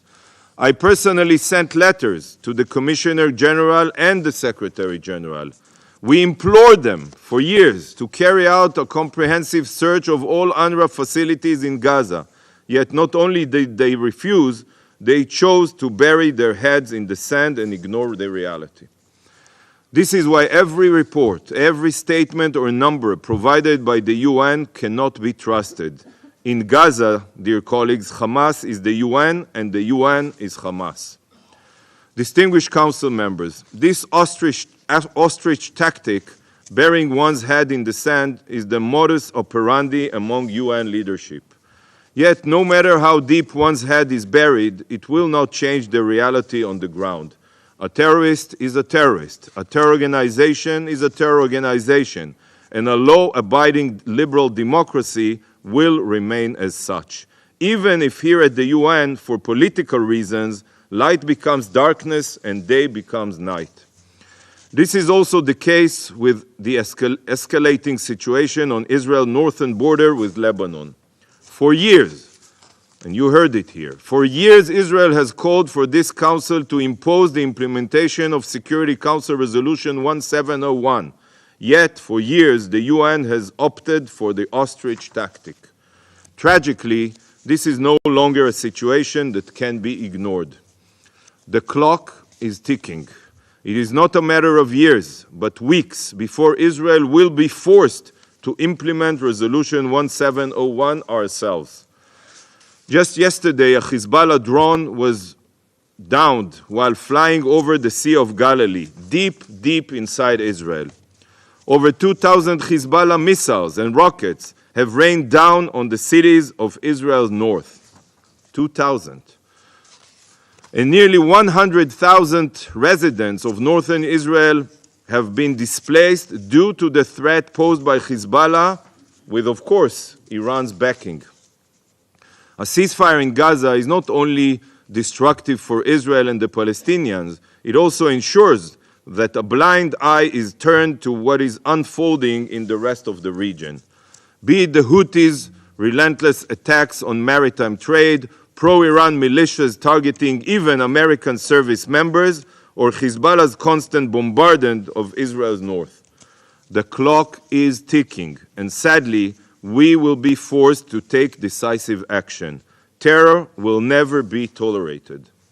Madam President, this Council must put politics aside for the sake of its mandate. A ceasefire that allows Hamas to remain in power means ensured death and destruction. Ignoring Hamas's atrocities and not condemning them means empowering terrorists worldwide. And focusing only on Gaza while looking away from the terror aggression across the region will lead to a future that none of us seek. The Security Council must fulfill its mandate. It must side with Israel against the forces of evil, and it must face reality. Reality is not found when one's head is buried in the sand. Thank you, Madam President. I thank the representative of Israel for his statement. I shall now give the floor to the representative of Qatar.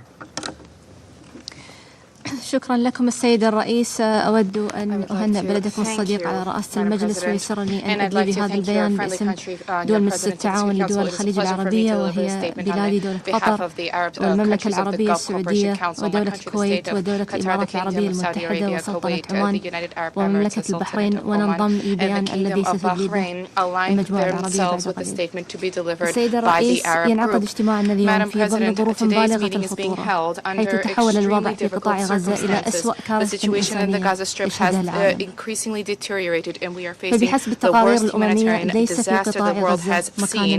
According to UN reports today, there is no safe place in the Gaza Strip. Almost all residents of the Gaza Strip, whose number is more than 2 million, these 2 million people are now refugees and people faced with the risk of starvation at a time when the aggression in by the Israeli occupying power against our Palestinian brethren has been ongoing for 5 months. The GCC has cautioned against the increased frequency of military attacks against our Palestinian brothers. We caution against the increased number of victims, the majority of whom are women and children who have been killed, wounded, and people under rubble. We call on the United Nations to assume responsibility. The UN officials have said that they've never seen a situation such as that taking place today. The UN Secretary General invoked Article 99 of the Charter, warned about the dangers of the collapse of the humanitarian system and of public order in Gaza.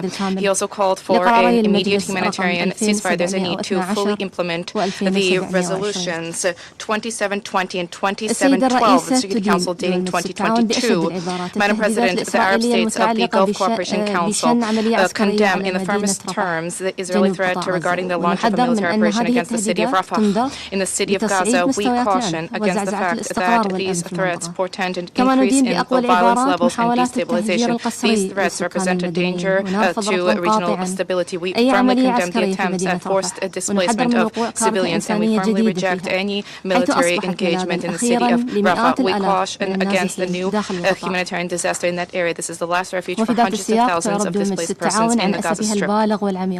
حيال تعليق بعض الدول المانحة تمويلها لوكالة الأنروا وخاصة في ظل الأوضاع الإنسانية الخطيرة الراهنة حيث يعتمد على الوكالة 5 ملايين من الفلسطينيين لا سيما في قطاع غزة. وفي هذا الصدد نضم صوتنا للأمين العام في مناشدة الدول التي علق دعمها للأنروا بمراجعة قراراتها واستئناف تمويلها للوكالة وذلك حتى لا تتعمق الكارثة الإنسانية الحالية في غزة أكثر مما هي عليه وتجدد دولنا موقفها الثابت للعدالة القوية الفلسطينية worsening. Our countries reiterate their steadfast position in support of the just Palestinian cause and the legitimate rights of the fraternal people to establish an independent state on the 1967 borders with East Jerusalem as the capital. Madam President, Arab states of the GCC extend their appreciation for the ongoing negotiations around a framework agreement for a new humanitarian truce in Gaza. My country, the state of Qatar, has been facilitating these efforts alongside the Arab Republic of Egypt and the U.S.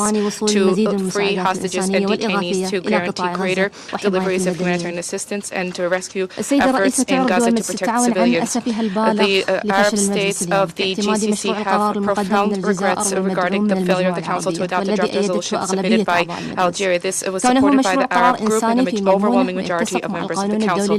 This draft is humanitarian by its content and aligns with IHL. We wish to emphasize in this regard that our country will continue efforts alongside partners at all levels to guarantee the achievement of an immediate humanitarian ceasefire in Gaza. Let us end the bloodletting of the Palestinian people, and let us deliver adequate volumes of humanitarian assistance and relief to Gaza, and let us protect civilians. Thank you very much for your attention. I thank the representative of Qatar for her statement, and I now give the floor to the representative of Tunisia. شكرا السيدة الرئيسة. Thank you, Madam President. أتشرف بإلقاء هذا البيان باسم المجموعة العربية وأود في البداية أن أهنئكم وبلدكم غيانا على تولي رئاسة المجلس لهذا الشهر وأعرب لكم عن الشكر بعقد هذه الجلسة ونتقدم بالشكر إلى الجزائر العضو العربي في المجلس على مبادرتها بتقديم مشروع القرار ومساعيها طوال مسار المفاوضات من أجل الحفاظ على وحدة المجلس والتوصل إلى توافق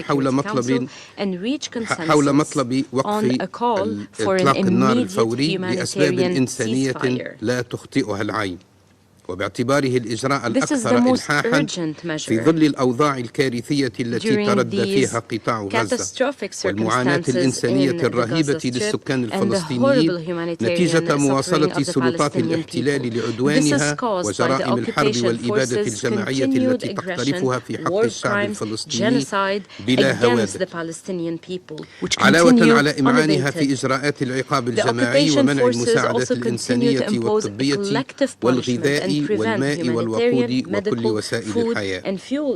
السيدة الرئيسة، تتوجه المجموعة العربية بالشكر للدول الأعضاء في مجلس الأمن التي ساهمت بكل إيجابية وبشكل بناء في مسار المفاوضات بخصوص مشروع القرار وصوتت لفائدته وبقدر ما تعرب عن أسفها لفشل المجلس في اعتماد مشروع القرار وعجزه مرة أخرى عن الاضطلاع بمسؤوليته القانونية والأخلاقية باعتباره الجهاز الرئيسي المسؤول عن حفظ الأمن والسلم الدوليين، فإنها تجدد تأكيد تمسكها كما العديد من دول العالم وأعضاء مجلس الأمن والمنظمات الإنسانية والأممية بضرورة إقرار وقف فوري لإطلاق النار ومنع تنفيذ سلطات الاحتلال لمخططها الذي يستهدف أكثر من 1.5 مليون فلسطيني في رفح، ومنع تكرار جرائم التهجير القسري للفلسطينيين وإفراغ الأرض الفلسطينية من سكانها. وتعتبر المجموعة العربية أنه من غير المقبول بكل المقاييس أن يظل مجلس الأمن مرتهنا للحسابات السياسية والمصالح الضيقة في حين تتواصل الاعتداءات اليومية على الشعب الفلسطيني وتتعمق معاناته ويفقد الآلاف من أبنائه بمن فيهم الأطفال وكبار السن والنساء والمرضى. إن عجز مجلس الأمن اليوم عن التكلم بصوت واحد وإعلاء مبادئ القانون الدولي والقانون الدولي الإنساني والحق في الحياة يوجه مرة أخرى الرسالة الخاطئة للقوة القائمة بالاحتلال ويطلق يدها لتواصل جرائمها واستهتارها بالشرعية الدولية واعتبار نفسها فوق القانون والمساءلة، كما يعمق أزمة الثقة في مصداقية هذا الجهاز الأممي الهام. وفي هذا السياق تجدد المجموعة العربية رفضها لسياسات الانحياز لمخططات سلطات الاحتلال وتوفير الحماية لها على حساب أرواح الآلاف من الفلسطينيين التي تزهق وأرضه التي تسرق عن طريق مخططات التهجير والاستيطان. وتؤكد المجموعة العربية رفضها لازدواجية المعايير التي ساهمت في إطالة أمد القضية الفلسطينية وفي عدم تنفيذ أي من القرارات الخاصة بها بكل ما رافق ذلك من مجازر وتنكيل في حق الشعب الفلسطيني وانتهاكات لحقوقه، وهي تطالب بالتعاطي مع كل القضايا والوضعيات بنفس المقاييس ودرجة الالتزام. كما تطالب المجموعة العربية المجتمع الدولي ومجلس الأمن بضمان توفير الحماية للفلسطينيين وتسريع دخول وإيصال المساعدات الإنسانية دون إعاقة إلى قطاع غزة، تنفيذا لقراري مجلس الأمن 2712 و 2720، كما تؤكد على دعمها الكامل لجهود كبيرة منسق الأمم المتحدة للشؤون الإنسانية وإعادة الإعمار في غزة سيغريد-كات ومساعيها للاستجابة للحالة الإنسانية الكارثية التي يشهدها القطاع. السيد الرئيس، إن الجهود الجارية للتوصل إلى اتفاق إطار لتبادل الأسرى والمحتجزين وإقرار هدنة لا تتعارض مع مطلب الوقف الفوري لإطلاق النار الذي لا يمكن إلا أن يساعد على تسهيل مثل هذه المساعي، ولا تفسير للإصرار على رفض اعتماد مشروع القرار الخاص بهذا المطلب وتمكين المجموعة الدولية ومجلس الأمن من التكلم بصوت واحد إلا سعي حكومة الاحتلال لمواصلة عملياتها العسكرية وتنفيذ مخططها الرامي إلى تهجير الفلسطينيين من أرضهم. ومن هذا المنطلق وإزاء هذا التوجه الذي يهدف إلى تحييد مجلس الأمن ومنعه من تحمل مسؤوليته التي يقرها ميثاق الأمم المتحدة في مثل هذه الأوضاع الكارثية، فإننا نتساءل عن محددات دور المجلس ومتى سيسمح له بالقيام بهذا الدور المفترض، وكم من روح بريئة يجب أن تزهق قبل أن يتحقق ذلك. ألا يكفي قتل أكثر من 28,000 وجرح حوالي 70,000 وتهجير أكثر من 1.3 مليون وتدمير كل البنى التحتية والمساكن والمستشفيات والمدارس ودور العبادة ومكاتب الأمم المتحدة وقتل العشرات من موظفي الوكالات الأممية والإنسانية والصحفيين. السيد الرئيس، كذلك تدين المجموعة العربية بأشد العبارات اعتداءات السلطة القائمة بالاحتلال المتكررة على أراضي كل من سوريا ولبنان وخلقها لسيادتهما وقتلها للمدنيين الأبرياء وهو ما يقوض الأمن innocent والسلم والاستقرار في المنطقة civilians and والعالم. anything that threatens peace ستواصل and المجموعة stability in the العربية region and the تحركاتها world. على جميع We will continue المستويات to make وفي every كافة effort at المحافل all levels لتتحمل and in المجموعة all الدولية fora مسؤوليتها so that the بعيدا عن international community الانتقائية shoulders its والحسابات responsibilities without السياسية any selectivity ولتفرض or على political سلطات الاحتلال considerations احترام to القانون compel the الدولي والقانون occupation الدولي power to الإنساني respect the وتضع حدا international law and international لمخططاتها humanitarian law وانتهاكاتها and الجسيمة end its بحق criminal الشعب schemes الفلسطيني. and blatant شكرا violations سيد الرئيس. of the rights of the Palestinian people. I thank Thank the you, Madam representative of President. Tunisia for his statement. In accordance with Rule 37 of the Council's Provisional Rules of Procedure, I invite the representative of Egypt to participate in this meeting. It is so decided. I now give the floor to the representative of Egypt. شكرا السيدة الرئيسة. Thank you, السادة الأعضاء، Madam لقد President. شهدنا صباح اليوم مجددا نموذجا صارخا من ازدواج المعايير. وقد عاق الوفد الأمريكي للمرة الثالثة محاولة استصدار قرار من مجلس الأمن لإيقاف وقف إطلاق النار في غزة. رغم تصويت 13 عضوا من مجلس الأمن لصالح مشروع القرار الجزائري المقدم بدعم كامل من المجموعتين العربية والإسلامية في الأمم المتحدة. by the Arab and Islamic groups in the United Nations. للجزائر العضو العربي بمجلس الأمن على تقديم القرار for Algeria, the Arab member of the الامتنان لكل من for putting صوت forward the لصالح draft القرار resolution. We are grateful for all those who لصالح مشروع voted القرار in يعبر favor وفد of the مصر draft عن resolution. المزيد من الإحباط وخيبة Yet the الأمل delegation of إزاء Egypt استمرار expresses its عرقلة disappointment الولايات and المتحدة frustration الأمريكية as a لمساعي result وقف إطلاق of النار the obstruction by عبر the US اطلاع of الجهاز endeavors for الرئيسي ceasefire المنوط by به حفظ السلم obstructing this والأمن main الدوليين body بواجباته. entrusted with maintenance of international السادة الأعضاء، أين يقف peace هذا and security التصويت to assume الأمريكي its إزاء duties. المعاناة الإنسانية التي وصلت لحد الكارثة Where was من and الحرب على in the غزة؟ face of the humanitarian وكيف suffering that يستقيم reached أن the تتم دعوتنا catastrophe level إلى after مجتمع دولي the قائم على 20th week القواعد of the war in فيما Gaza? عندما How can we نطلب call تطبيق for تلك a rules-based القواعد لا نلقى international سوى order while when الأذان we call الصماء. for the implementation of these rules we are أليس met only with سكرتير عام deaf ears? الأمم المتحدة When the Secretary General وإعماله of the UN للمادة 99 invoked من ميثاق Article الأمم 99 المتحدة of the بكاشف Charter of the الإجراء United المطلوب Nations, من مجلس الأمن، أليس القرار الصادر من محكمة العدل الدولية والذي طلب اتخاذ إجراءات محددة بكاشف الحاجة الفورية لوقف إطلاق النار؟ أليست تقارير مكتب تنسيق الشؤون الإنسانية ومنظمة الصحة العالمية والأونروا وما تعكسه بشأن كارثية الوضع الإنساني الراهن في غزة ولا سيما على الحدود مع مصر في رفح بكافية لتقنع الوفد الأمريكي بالتصويت لصالح وقف إطلاق النار بعد مرور 140 يوما على بدء النزاع وبعد أن فقد أكثر من 30,000 إنسان أغلبهم من النساء والأطفال حياتهم جراء الحرب الجائرة في غزة.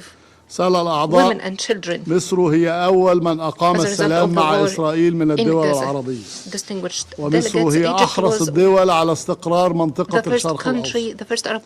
وبينما يتواصل إخفاق مجلس الأمن في إيقاف الحرب، ستستمر مصر في تحمل العبء الأكبر سياسيا وأمنيا وإنسانيا جراء غزة، ولكنها ملتزمة بالعمل المضني والمتواصل على كافة الأصعدة لإيقاف نزيف الدماء، لإيقاف الحرب المدمرة، لاستعادة الأفق السياسي، لتحقيق آمال الشعبين الفلسطيني والإسرائيلي في الأمن والاستقرار وفقا لقرارات الشرعية الدولية، وإنشاء الدولة الفلسطينية المستقلة على خطوط الرابع من يونيو 1967 وعاصمتها.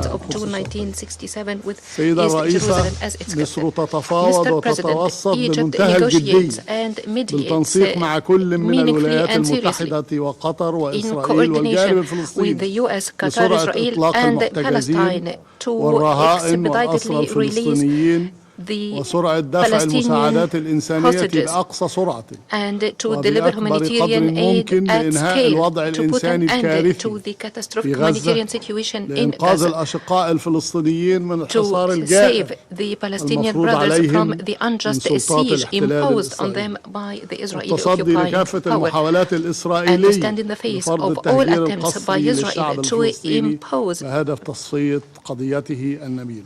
forced تناشد displacement مصر on the مجلس الأمن Palestinian وكل people to القوى الدولية liquidate the المسؤولة Palestinian إنقاذ cause. خيار Egypt السلام calls on the Security عبر Council and all الإنفاذ responsible الفوري لوقف international إطلاق powers النار. to هذا لن save يعرقل the جهود choice for الوساطة peace الجارية by بل immediate سيتيح implementation of لها ceasefire. This will الظروف not المناسبة impede لتنجح. the دعونا ongoing mediation نتفاوض efforts, ونتوسط but rather will وسط create the انسياب conducive المساعدات conditions for its الإنسانية success. Let us واستعادة negotiate الهدوء and وتضميد mediate in an جراح environment المصابين of خاصة smooth flow الأطفال of اليتامى والنساء humanitarian الثكلى aid بدلا من أن and restored نتفاوض calm وسط الدمار and والخراب الذي healing the wounds تخلفه of the آلة wounded. الحرب الإسرائيلية المدمرة. Instead of negotiating سيد and الرئيس mediating سادة in an الأعضاء atmosphere of war and نداء destruction مصر لكم جميعا caused واضح by the ورصيد destructive Israeli war أوقفوا machine. إطلاق النار الآن ceasefire Madam now President, Egypt's وأرجو call ألا for all of you يخطئ أي is طرف plain and simple. مجددا Cease إدراك fire هذه now. الرسالة Let's النبيلة not والمباشرة mistake والتي this لا تهدف noble سوى and لحماية direct المدنيين message as دون حسابات سياسية anything as وتحذر having مصر political calculations. مجددا It aims only من at المخاطر saving الكارثية the civilians. Egypt warns والمحدقة once again بالأشقاء against الفلسطينيين جراء the الخطط catastrophic الإسرائيلية risks المعلنة looming against لاقتحام the مدينة Palestinian رفح people كما as a تحذر result مصر of من the استمرار declared تدهور الوضع plans of الإقليمي Israel جراء استمرار to have هذه ground الحرب offensive in المدمرة. Rafah. وشكرا And we warn the international community of the consequences of this destructive war. I thank the you, Madam representative President. of Egypt for his statement. The representative of China has asked for the floor to make a further statement, and I now give them the floor. Thank you, Madam President. 刚才以色 Earlier, 列代表 we 对 heard 中国代 the 表团 representative 提出了一个问题， Israel raising a question to the 我 Chinese 们要回答 delegation. 你的是， In response, we'd like to 每一 say 个生命都 every 是宝 life 贵的， is precious. 都有权利得 Every 到保 life 护。 has the right to be protected. Final number, and we got needed humanitarian assistance in. And we're continuing to work on this. This is not a change. It is not. It reflects what we've been doing all along. It hasn't changed what we've been doing. Thank you, Ambassador. Sam Azim, Al Arabi Al Jadid newspaper. I have two questions. First, you have been saying that the Security Council, that you are not agreeing to the resolution under, different reasons, but among others that the Security Council doesn't condemn Hamas. But as a matter of fact, on October 18th, it was the U.S. that vetoed a resolution that condemned Hamas. This is one thing. The second thing, I think a lot of Palestinians ask the question, what is the line? When is enough Palestinian? There have been more than 29 Palestinian civilians who were killed, majority of whom women and children, and people are asking how many deaths are enough for the U.S. to stop delivering weapons and to call for a ceasefire immediately for humanitarian reasons. Thank you. In answer to your first question, there were a number of other issues with that resolution. It did call for a condemnation of Hamas. It did not recognize Israel's right to self-defense, which is a right that Israel has. And there were other issues with that particular resolution. Since that time, we still have not gotten condemnation of Hamas, despite the fact that I think it is, every council member, almost every council member will say that in their statements. We think it should be reflected in a resolution, even a humanitarian resolution. And let me just say, every life matters, and so it is important that we find a solution that will stop the killing and deaths and suffering of the Palestinian people. And that's why we're on the ground 24/7. No one else is putting their people out there. No one else is putting skin and boots on the ground to find a solution to this situation. And we'll keep working on that every single day.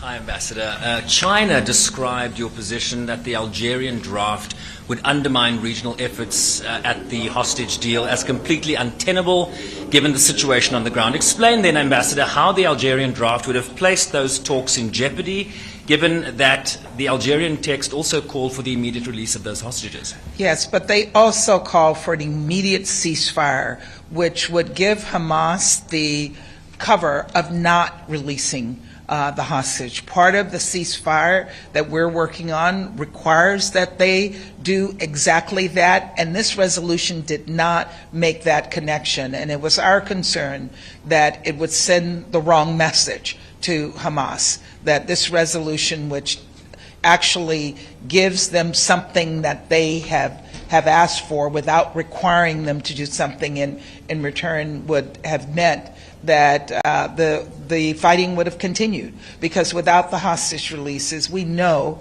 that the fighting is going to continue. Thank you all.